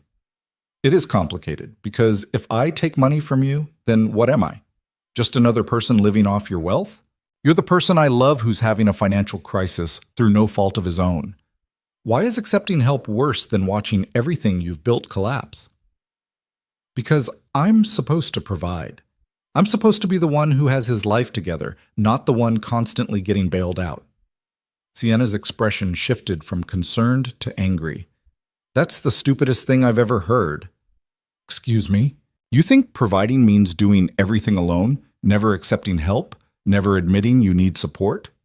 She moved closer, poking him in the chest with one finger. "I destroyed $1 billion company and moved into your guest room because I couldn't keep living a lie. You think I was providing for myself? You think I had my life together?" "That's different." "It's exactly the same. We both needed help. I needed you to forgive me and give me a second chance. You need financial support to keep your business alive. Why is my need acceptable but yours isn't?" Ethan didn't have an answer for that. "I'm not trying to rescue you," Sienna continued. "I'm trying to be your partner, and partners help each other when things get hard. What if it never gets better? What if I just keep struggling and you keep having to bail me out? Then we'll deal with it, together." She took his hand. "But you don't get to make decisions about our future based on worst-case scenarios you've invented in your head." From the kitchen, Lily called, "Dinner's ready, and I didn't burn anything." Sienna squeezed his hand. "We're going to eat dinner with your daughter. Then we're going to sit down like adults and figure out a real plan. Not you suffering alone, not me throwing money at problems. A real partnership where we both contribute what we can. Okay?" "Okay," Ethan said quietly. "Good. Now smile properly because Lily made spaghetti and she's really proud of it." Dinner was actually good.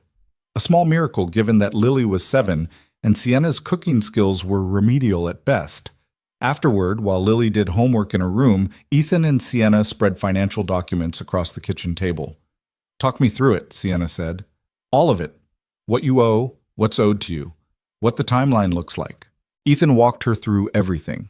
The equipment loans, the outstanding invoices, the projects in progress, the cash flow gaps. She listened carefully, asking questions that showed she actually understood construction finance better than he'd expected. "Okay," she said, finally. "Here's what I'm seeing. You need $40,000 to cover immediate obligations and stabilize the business. You have invoices totaling about $70,000 coming due over the next 3 months. So this isn't a permanent hole, it's a timing problem. Right, but I don't have $40,000. No, but I do. And before you argue, she held up a hand. This isn't charity. This is a business loan. You'll pay me back with interest once the invoices come in. We'll structure it properly with contracts and repayment schedules and everything official. Why would you want to loan money to a contractor who's barely keeping his head above water? Because I've seen your work. Because I know you're good at what you do. Because I believe in you. She paused. And because I'm planning to spend the rest of my life with you, which means your financial health is my financial health. This isn't altruism, it's self-interest. Ethan looked at the numbers spread across the table, looked at Sienna, who was watching him with patient determination. You really want to tie yourself to someone this financially unstable? He asked. I really want to tie myself to you. The financial situation is temporary. You're not. What if I can't pay you back? Then we'll figure something out. But you will pay me back because you always do. That's who you are. It took another hour of discussion, but they eventually worked out terms that felt equitable rather than charitable. A formal loan agreement with competitive interest rates and a repayment schedule tied to his incoming invoices. Sienna even insisted on collateral, a lien against his equipment, which somehow made Ethan feel better about the whole thing. When they finally finished, it was past midnight. Thank you, Ethan said. For what? For not letting me be an idiot about this. For treating it like business instead of letting me drown in pride. You're welcome, though you're still kind of an idiot. How so? You really thought I'd watch you struggle and not help, after everything? I thought you'd help. I just thought I should refuse. Sienna started gathering the documents, organizing them with the careful precision she brought to everything. You know what the difference is between you and people like Garrett and Brennan? What? They took help and called it conquest, made everything about domination and control. You take help and call it failure. Can't accept support without seeing it as weakness. She looked at him directly. But real strength is knowing when you need people, knowing you can't do everything alone. That's what my father never learned. That's what got him killed. The words hung heavy in the quiet kitchen. Your father tried to fight them alone, Ethan said slowly. He tried to fight everyone alone, thought accepting help made him beholden to people, thought he had to be completely self-sufficient or he'd lose control. Sienna's voice went soft. It made him powerful, but it also made him isolated, and when Garrett and Brennan came for him, he had no one to call. I'm sorry. Don't be, just learn from it. Let people help you. Let me help you. Ethan pulled her close, and she came willingly, resting her head against his chest. I'm not good at this, he admitted, asking for help, accepting it, any of it. I know, but you're getting better. Am I? You didn't throw me out when I showed up on your porch in Seabrook. You didn't refuse when I wanted to stay. You're sitting here right now instead of disappearing into your truck until the crisis passes. She looked up at him. That's progress. Feels like failure. Feels like being human. They stood that way for a while, holding each other in the kitchen while the refrigerator hummed and the house settled around them. Finally, Sienna said, Come to bed. Real bed, not the couch where you've been pretending to sleep. I haven't been... Ethan, you've slept on the couch 3 nights this week. I can hear you out here at 2 a.m. watching whatever trash is on cable. It's not trash, it's informative programming about deep-sea fishing. It's trash, come to bed. So he did. Sienna's stuff had been gradually migrating from the guest room to his bedroom over the past week.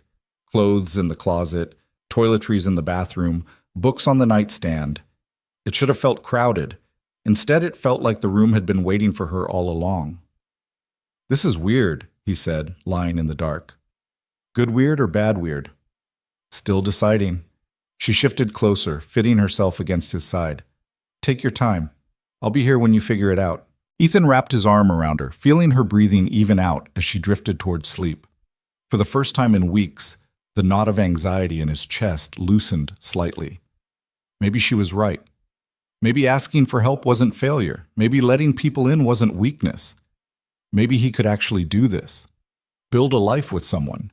Raise his daughter. fix his house, save his business.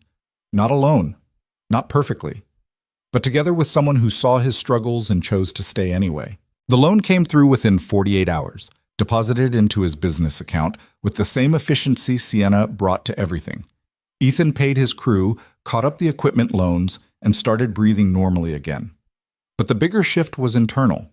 He stopped hiding the bad days from Sienna, stopped pretending everything was fine when it wasn't, started actually talking about the stresses of running a business that survived on thin margins and unpredictable cash flow. And Sienna, who'd spent years managing a corporation worth billions, started offering advice that was surprisingly practical for someone who'd never swung a hammer in her life. "You're undercharging," she said one evening, reviewing his proposal for a new project. "I'm competitive.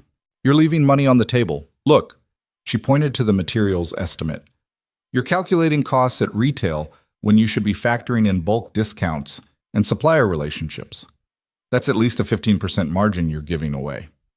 If I charge more, clients will go elsewhere." "Some will, but the ones who value quality work will pay for it, and those are the clients you want anyway." Ethan studied the numbers with fresh eyes. "You're saying I should raise my rates." "I'm saying you should charge what you're worth. There's a difference." She was right, of course. The next proposal he submitted included the adjustments she'd suggested, and the client accepted without negotiation. Meanwhile, Lily adjusted to their new normal with the adaptability of children who haven't yet learned that change is supposed to be difficult. Sienna helped with homework, attended school events, showed up at bedtime to read stories with funny voices that made Lily giggle uncontrollably. It should have been perfect. But Ethan kept waiting for the other shoe to drop, kept expecting Sienna to wake up one morning and realize she'd made a terrible mistake tying herself to a struggling contractor and his kid, kept bracing for the moment when the novelty wore off, and she remembered there was a whole world beyond his small, broken-down house. The moment came on a Tuesday afternoon. Ethan arrived home early from a job site to find Sienna sitting at the kitchen table with her laptop, staring at the screen with an expression he couldn't read. "What's wrong?" he asked. She looked up, startled. "Nothing, just reading an email." "From who?" "Margaret. There's been a development with the bankruptcy proceedings." Ethan's stomach tightened. "Good development or bad development?" "Complicated development." Sienna turned the laptop so he could see. The bankruptcy trustee found additional assets, offshore accounts that Garrett and Brennan tried to hide. Significant amounts. How significant? Enough to cover all creditor claims in full, plus penalties. It took a moment for that to sink in. "You mean, you'll get the full payment? Everyone will. The trustee is releasing funds within 30 days. Ethan sat down heavily. $42,000. The money he'd thought was gone forever, that had forced him to take a loan from Sienna, that had nearly tanked his business. "That's good," he said. "That's really good." "Yeah, it is." But her tone suggested otherwise. "What aren't you telling me?" Ethan asked. Sienna closed the laptop carefully. "The trustee is also investigating whether Vail Holdings, my father's company, has any claim to Titan's assets. Since Garrett and Brennan used stolen intellectual property and client lists from my father's business to build Titan, there's a legal argument that Vail Holdings is entitled to compensation." "Okay, that seems fair." "The compensation could be substantial, possibly enough to rebuild Vail Holdings, make it viable again." Ethan understood immediately what she wasn't saying. "They want you back. The board thinks with Garrett and Brennan gone, with the corruption exposed and cleaned out, the company could be salvaged. They want me to return as CEO. Actually run it this time instead of being a figurehead." "What did you tell them?" "I haven't told them anything yet. I wanted to talk to you first." "Why? It's your decision." "No, it's our decision. Because accepting means moving back to the city full-time, means 14-hour days and constant travel and all the things that destroyed my father." She looked at him directly. "It means less time with you and Lily. Maybe a lot less." Ethan felt something cold settle in his chest. "But you want to do it." "I don't know. Part of me wants to walk away forever, but another part—" She stopped, struggling with the words. "My father built that company from nothing, believed in what it could be, and Garrett and Brennan corrupted it, turned it into exactly what he never wanted. If I could fix it, restore his vision, make it into something good again. You should do it, Ethan said. What? If you want to rebuild your father's company, you should do it. You shouldn't give that up for me. It's not just about you, it's about us. About the life we're building. The life we're building doesn't work if you spend the rest of it wondering what you gave up, resenting me for holding you back. Sienna's expression went sharp. Is that what you think? That I'd resent you? I think you'd try not to, but yeah, eventually, maybe you would. That's not fair. No? You just said it yourself. 14-hour days, constant travel, less time with us. You'd be trying to build a company while living here, and something would have to give, probably us. You don't know that. I know that's how it worked with my mother. The words came out harsher than Ethan intended. She couldn't handle being stuck in a small life with a kid and a husband who wasn't ambitious enough, so she left. Found something better. The kitchen went very quiet. I'm not your mother, Sienna said carefully. I know. Do you? Because it sounds like you're already writing the ending where I abandon you and Lily for my career. I'm being realistic. You're being terrified. There's a difference. Ethan stood, needing to move. Maybe I am terrified. Maybe I know exactly how this story goes. And I'm trying to skip to the part where we both admit it's not going to work. Stop it. Stop what? Stop sabotaging this before it has a chance to fail on its own. Sienna stood too, blocking his path to the door. I asked you a question. I didn't say I was leaving. I said I was trying to figure out what I want, and I wanted your input. But instead of talking about it like adults, you're already halfway out the door. I'm trying to make this easier. You're trying to control the hurt, thinking if you push me away first, it won't destroy you when I leave. Her voice cracked. But I'm not leaving, Ethan. I'm trying to figure out how to have both. The company and you and Lily and everything.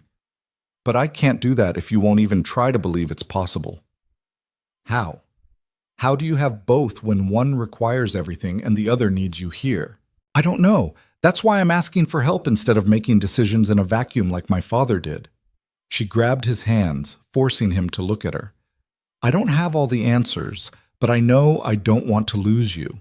I know I don't want to wake up in 20 years realizing I picked the wrong thing, and I know I can't figure this out alone. Ethan wanted to pull away, wanted to protect himself from the inevitable moment when she chose the empire over the contractor and his kid. But he didn't. Instead, he said, what if we tried something different? Like what? What if you took the job, but we structured it so you're not doing it the way your father did? Limited travel, delegated responsibilities, actual work-life balance instead of pretending it doesn't matter. The board wants me full-time. The board can want whatever they want. You're the CEO. You set the terms. He squeezed her hands. You rebuilt that company once by destroying it. Maybe you can rebuild it again by doing it right this time. Sienna looked at him like he'd just suggested something impossible. You really think that could work? I think it's worth trying, if you want it. What if I fail? What if I take the job and can't make it work and end up exactly where my father was? Then we'll deal with it, together. But you don't get to refuse to try just because you're scared. She laughed, watery and surprised. You're using my own advice against me. Learned from the best. They stood in the kitchen holding hands, and Ethan felt the future shift into something neither of them had planned, but both of them might survive. Okay, Sienna said finally. I'll talk to the board, set boundaries. See if we can structure something that doesn't require me to sacrifice everything else. And if they say no, then I walk away. Because you and Lily matter more than any company. You sure about that? Yeah, I'm sure. Lily appeared in the doorway, breaking the moment. Are you guys fighting? No, Peanut, Ethan said, just talking about grown-up stuff. You look like you're fighting. Mrs. Patterson says when grown-ups say they're just talking, it usually means fighting. Mrs. Patterson needs to stop narrating our lives, Sienna muttered. Can we have tacos for dinner? Lily asked, already moving on with the attention span of a 7-year-old. Yeah, Ethan said. We can have tacos. After Lily disappeared back toward her room, Sienna leaned against the counter. We're going to figure this out, she said. Not a question, a statement. Yeah, Ethan agreed. We are. And for the first time since she'd shown him that email, he actually believed it. The board meeting happened on a Wednesday morning in a conference room that still smelled like the empire Sienna had dismantled. She'd insisted Ethan come with her, not inside the room but waiting in the lobby, close enough that she could see him through the glass walls if she needed a reminder of why she was setting boundaries instead of just accepting whatever they offered. She came out 90 minutes later looking exhausted but steady. "Well?" Ethan asked. They agreed, mostly. Sienna sat beside him on one of those uncomfortable modern chairs designed more for aesthetics than actual human use. 3 days a week in the office, 2 days remote. No travel without 2 weeks' notice. Executive team gets expanded, so I'm not the only person making decisions. And I'm out by 6 every day unless there's an actual crisis. And they went for it? They didn't have much choice. I told them those were my terms. And if they didn't work, I'd walk, and they could find someone else to clean up the mess. She smiled slightly. Turns out being the only person who knows where all the bodies are buried gives you negotiating power. When do you start? 2 weeks. Gives me time to figure out childcare for Lily on the days I'm in the office. Set up a real home office here instead of working from the kitchen table. Maybe actually unpack the rest of my stuff from the guest room. Ethan took her hand. "You're really doing this. We're really doing this, if you're still okay with it." "I'm okay with it. Terrified, but okay." "Good. Because I'm terrified too. And misery loves company." They sat in that uncomfortable lobby for another few minutes, neither of them quite ready to leave. Finally, Sienna said, "Thank you." "For what?" "For not letting me run away, for pushing me to ask for what I need instead of just accepting what they offered, for—" She stopped. "For being you." That's a low bar. It's exactly the right bar. The transition wasn't smooth. Sienna's first week back at Vail Holdings was chaos. Legacy employees who resented her for destroying the company. New hires who didn't trust her leadership. Systems that had been cobbled together during the bankruptcy proceedings and barely functioned. She came home every night looking like she'd been through a war, and Ethan started keeping dinner warm and wine ready because some days that was all he could offer. "I forgot how much I hate corporate politics," she said one evening, face down on the couch, while Lily colored at the coffee table. "You ran a billion-dollar company," Ethan pointed out. "I was a figurehead for a billion-dollar company. Garrett and Brennan ran it. I just showed up for photo opportunities and signed things they put in front of me." She turned her head to look at him. "Actually running it is completely different. You'll figure it out. What if I don't? What if I'm terrible at this and the company collapses again, and I've wasted 2 years of our lives trying to fix something that can't be fixed?" Lily looked up from her coloring.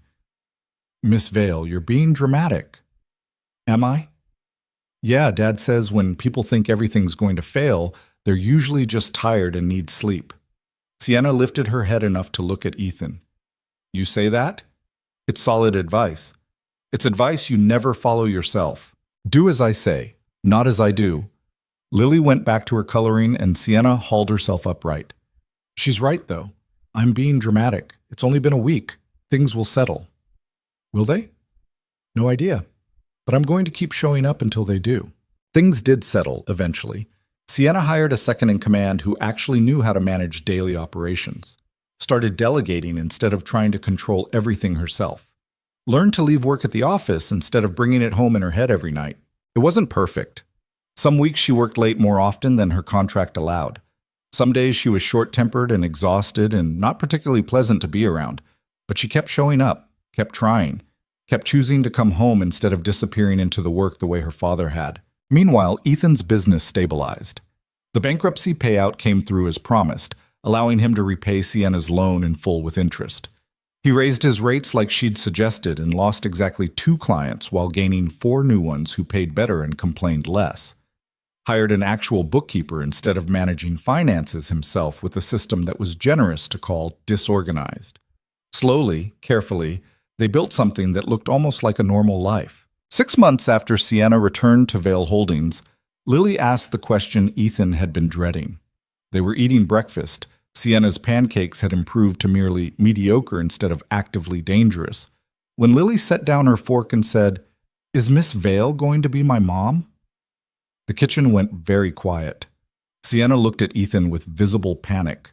Ethan looked at Lily, who was watching them both with the serious expression she got when asking questions that mattered. "What makes you ask that?" Ethan said carefully. "Because she lives here, and she helps with homework, and she tucks me in sometimes." Lily counted on her fingers. "And you kiss her when you think I'm not looking." "We don't." "You do. In the kitchen last Tuesday, and on the porch last weekend, and okay, yes, we kiss sometimes." "So is she going to be my mom?" Ethan glanced at Sienna, who looked like she wanted to disappear through the floor. "That's complicated, Peanut." "Why?" "Because you already had a mom, even if she's not here anymore." Lily thought about this seriously. Mrs. Patterson said families can be lots of different shapes. Like some kids have two moms, or two dads, or grandparents, or whatever. She said what matters is people who love you and take care of you. Mrs. Patterson is very wise. "So if Miss Vale loves us and takes care of us, can she be my mom?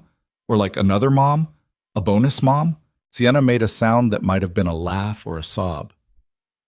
"Lily, that's a really big question." "Is it? You already do mom stuff. This just makes it official." "What's mom stuff?" Sienna asked. "You know, making breakfast even when you're tired, helping with school projects, coming to my art show last month even though you had a work thing, reading bedtime stories with the funny voices." Lily paused. "Loving Dad even when he's grumpy about money." "I'm not grumpy about money," Ethan protested. "You're super grumpy about money, but Miss Vale doesn't care. That's how you know it's real." Sienna looked at Ethan with eyes that were definitely too bright. "She makes a compelling argument. She's 7. She doesn't understand how complicated this is." "What's complicated?" Lily demanded. "You love each other. You live together. You're basically already a family. This just gives it a name." Out of the mouths of children, Ethan thought. Simple truth that adults spent years overcomplicating. "What do you want?" he asked Sienna quietly. "I want—" She stopped, looking at Lily. "I want to be your bonus mom, if that's okay with you. I know I can't replace your real mom, and I won't try. But if you want someone else who loves you and does mom stuff, I'd really like that to be me." Lily considered this with the gravity of someone negotiating a treaty. "Okay, but you have to promise you won't leave." "Lily," Ethan started. "No, she's right to ask." Sienna slid off her chair and crouched next to Lily's seat. "I promise I'm not going anywhere. Even when work is hard, even when your dad and I argue about stupid stuff, even when things get complicated, I'm staying, okay?" "Okay." Lily threw her arms around Sienna's neck. "Can I call you Mom?" Sienna's voice cracked. "Yeah, you can call me Mom." Ethan watched them hold each other and felt something in his chest break open in the best possible way. Later that night, after Lily was asleep, Sienna found Ethan on the back porch, fixing the door that had stuck since the day he'd bought the house. "You're actually fixing something in your own house," she observed. "Should I call the news?" Figured it was time to stop living with broken things. "Good plan." She sat on the porch steps watching him work. "That was a big conversation this morning." "Yeah, you okay?" "I don't know, terrified mostly." "What if I'm terrible at being a mom?" "Then you'll be terrible at it, and we'll figure it out, same as everything else." "That's not reassuring." "It's honest." Ethan set down his tools, sitting beside her. "You've been doing mom stuff for months. This just makes it official." "Official is different. Official means Lily's counting on me. Means I can't just walk away if it gets hard." "You weren't going to walk away anyway." "No, but there's a difference between choosing to stay and promising to stay." Ethan took her hand. "You know what I think?" "What?" "I think you're going to be a great mom. Not perfect. You'll screw up sometimes, same as I do. But Lily doesn't need perfect. She needs someone who shows up and tries and loves her even when things are messy." "I can do that." "I know you can. That's why I'm not worried." Sienna leaned against his shoulder. "When did you get so wise?" "It's recent. Don't get used to it." They sat together in the dark, listening to neighborhood sounds and the distant traffic. After a while, Sienna said, "We should probably make this official." "What do you mean?" "I mean, I've been living here for 8 months. I'm apparently Lily's bonus mom now, and we're building a whole life together. Maybe it's time to actually commit to that instead of pretending we're just trying things out." Ethan's heart started hammering. "Are you asking what I think you're asking?" I'm saying we should get married, or at least talk about getting married, or. She pulled back to look at him. I'm saying I want to spend the rest of my life with you and Lily, and I'd like that to be official instead of just implied. That's the least romantic proposal I've ever heard.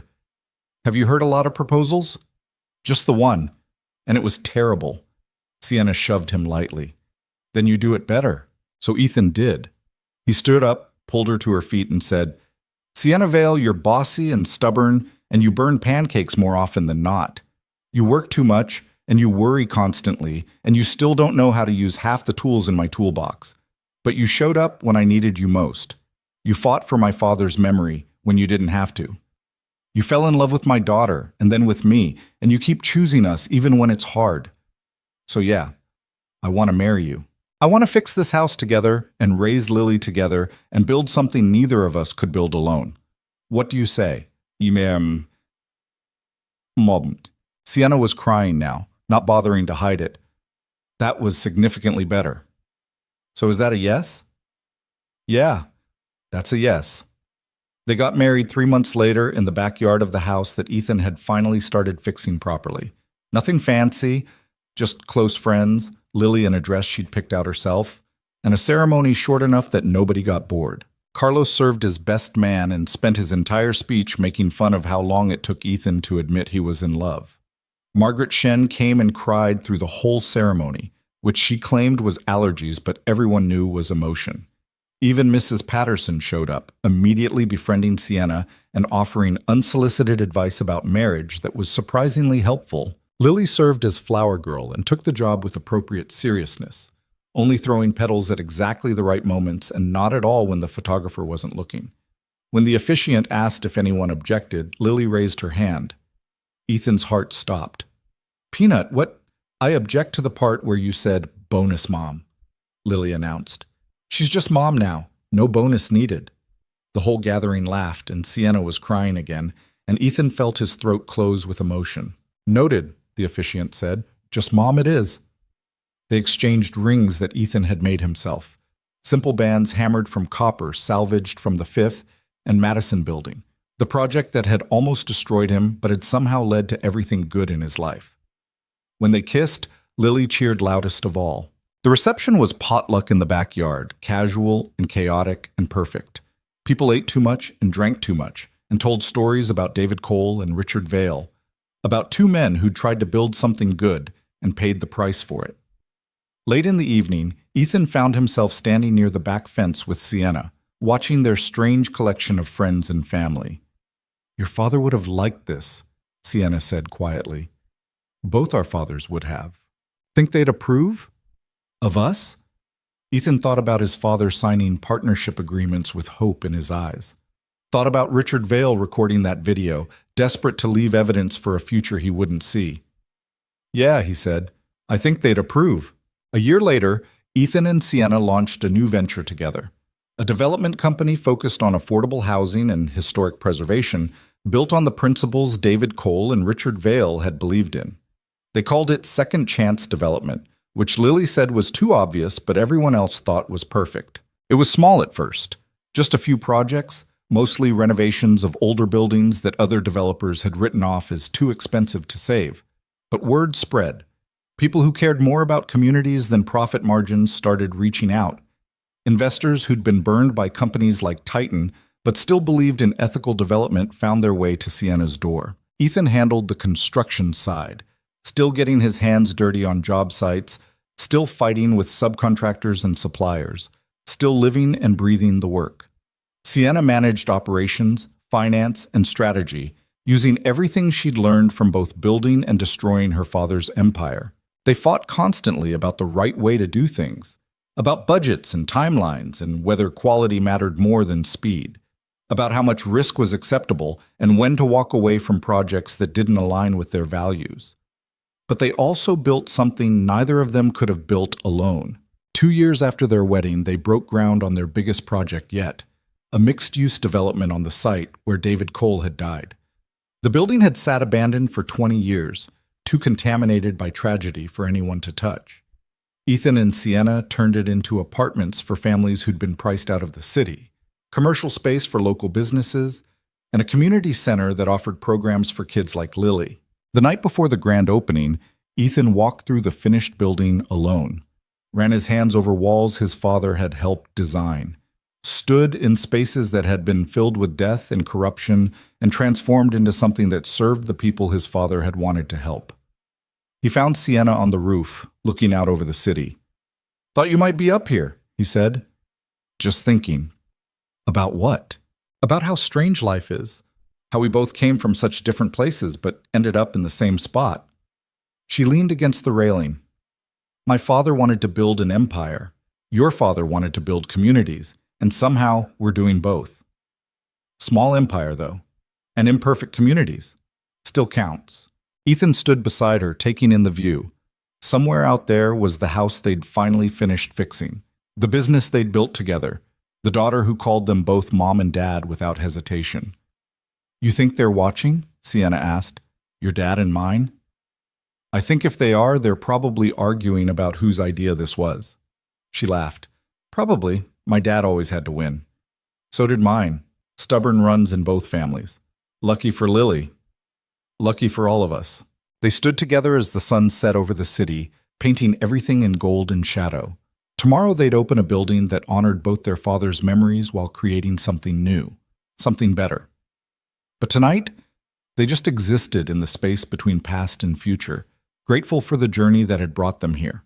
Ethan thought about the night he'd crashed into Sienna in that elementary school hallway, about how he'd had no idea that the elegant woman picking up coffee-soaked papers would become his wife, his partner, the mother his daughter chose. Thought about all the ways life surprised you when you stopped trying to control every outcome and just let yourself be human, messy and flawed and imperfect, but trying anyway. "You know what I learned?" he said suddenly. "What's that?" "That asking for help isn't weakness. That accepting love doesn't make you beholden to people. That sometimes the scariest thing you can do is let someone see you struggling and choose to stay anyway." Sienna took his hand. "Took you long enough to figure that out." "Yeah, well, I'm a slow learner." "You're worth the wait." They stayed on that roof until the light faded completely, and the city lit up below them, full of people living their own imperfect lives. Then they went home to Lily, who'd stayed up past bedtime again and would absolutely complain about being tired tomorrow, but was worth it anyway. The house was still imperfect. The kitchen sink still dripped occasionally, the bathroom door still stuck in humid weather, and the living room floor would probably slope left forever. But it was theirs, filled with people who loved each other despite their flaws, maybe because of them. Ethan had learned something his father never lived long enough to teach him, that you don't build a life by being perfect or self-sufficient or always knowing the right answer. You build it by showing up, asking for help when you need it, and choosing people who will fight for you the same way you fight for them. You build it by being brave enough to let yourself be saved and wise enough to know that saving someone doesn't make them less than you. It makes you both stronger together. And sometimes, if you're really lucky, you build it with someone who crashed into you in a hallway, spilled coffee everywhere, and changed your entire world without either of you planning it. That night, Lily asked for her bedtime story like always. But instead of reading from a book, Sienna told her about two men who'd been friends, who'd tried to build something beautiful, and who'd left behind children that found each other decades later and finished what they'd started. "Is that a real story?" Lily asked when she was done. "Yeah, Peanut," Ethan said from the doorway. "It's real." "Did it have a happy ending?" Sienna looked at Ethan, and Ethan looked back at her, and they both smiled. "Yeah," Sienna said. "It had a happy ending. Not perfect, but happy." "That's the best kind," Lily said wisely, before rolling over and falling asleep. Ethan and Sienna stood in the doorway for a moment, watching their daughter breathe in the quiet rhythm of childhood sleep. "She's right," Sienna whispered. "About what?" "Happy endings don't have to be perfect. They just have to be real. And this one, full of fixed houses and imperfect families and second chances neither of them expected, was as real as it gets."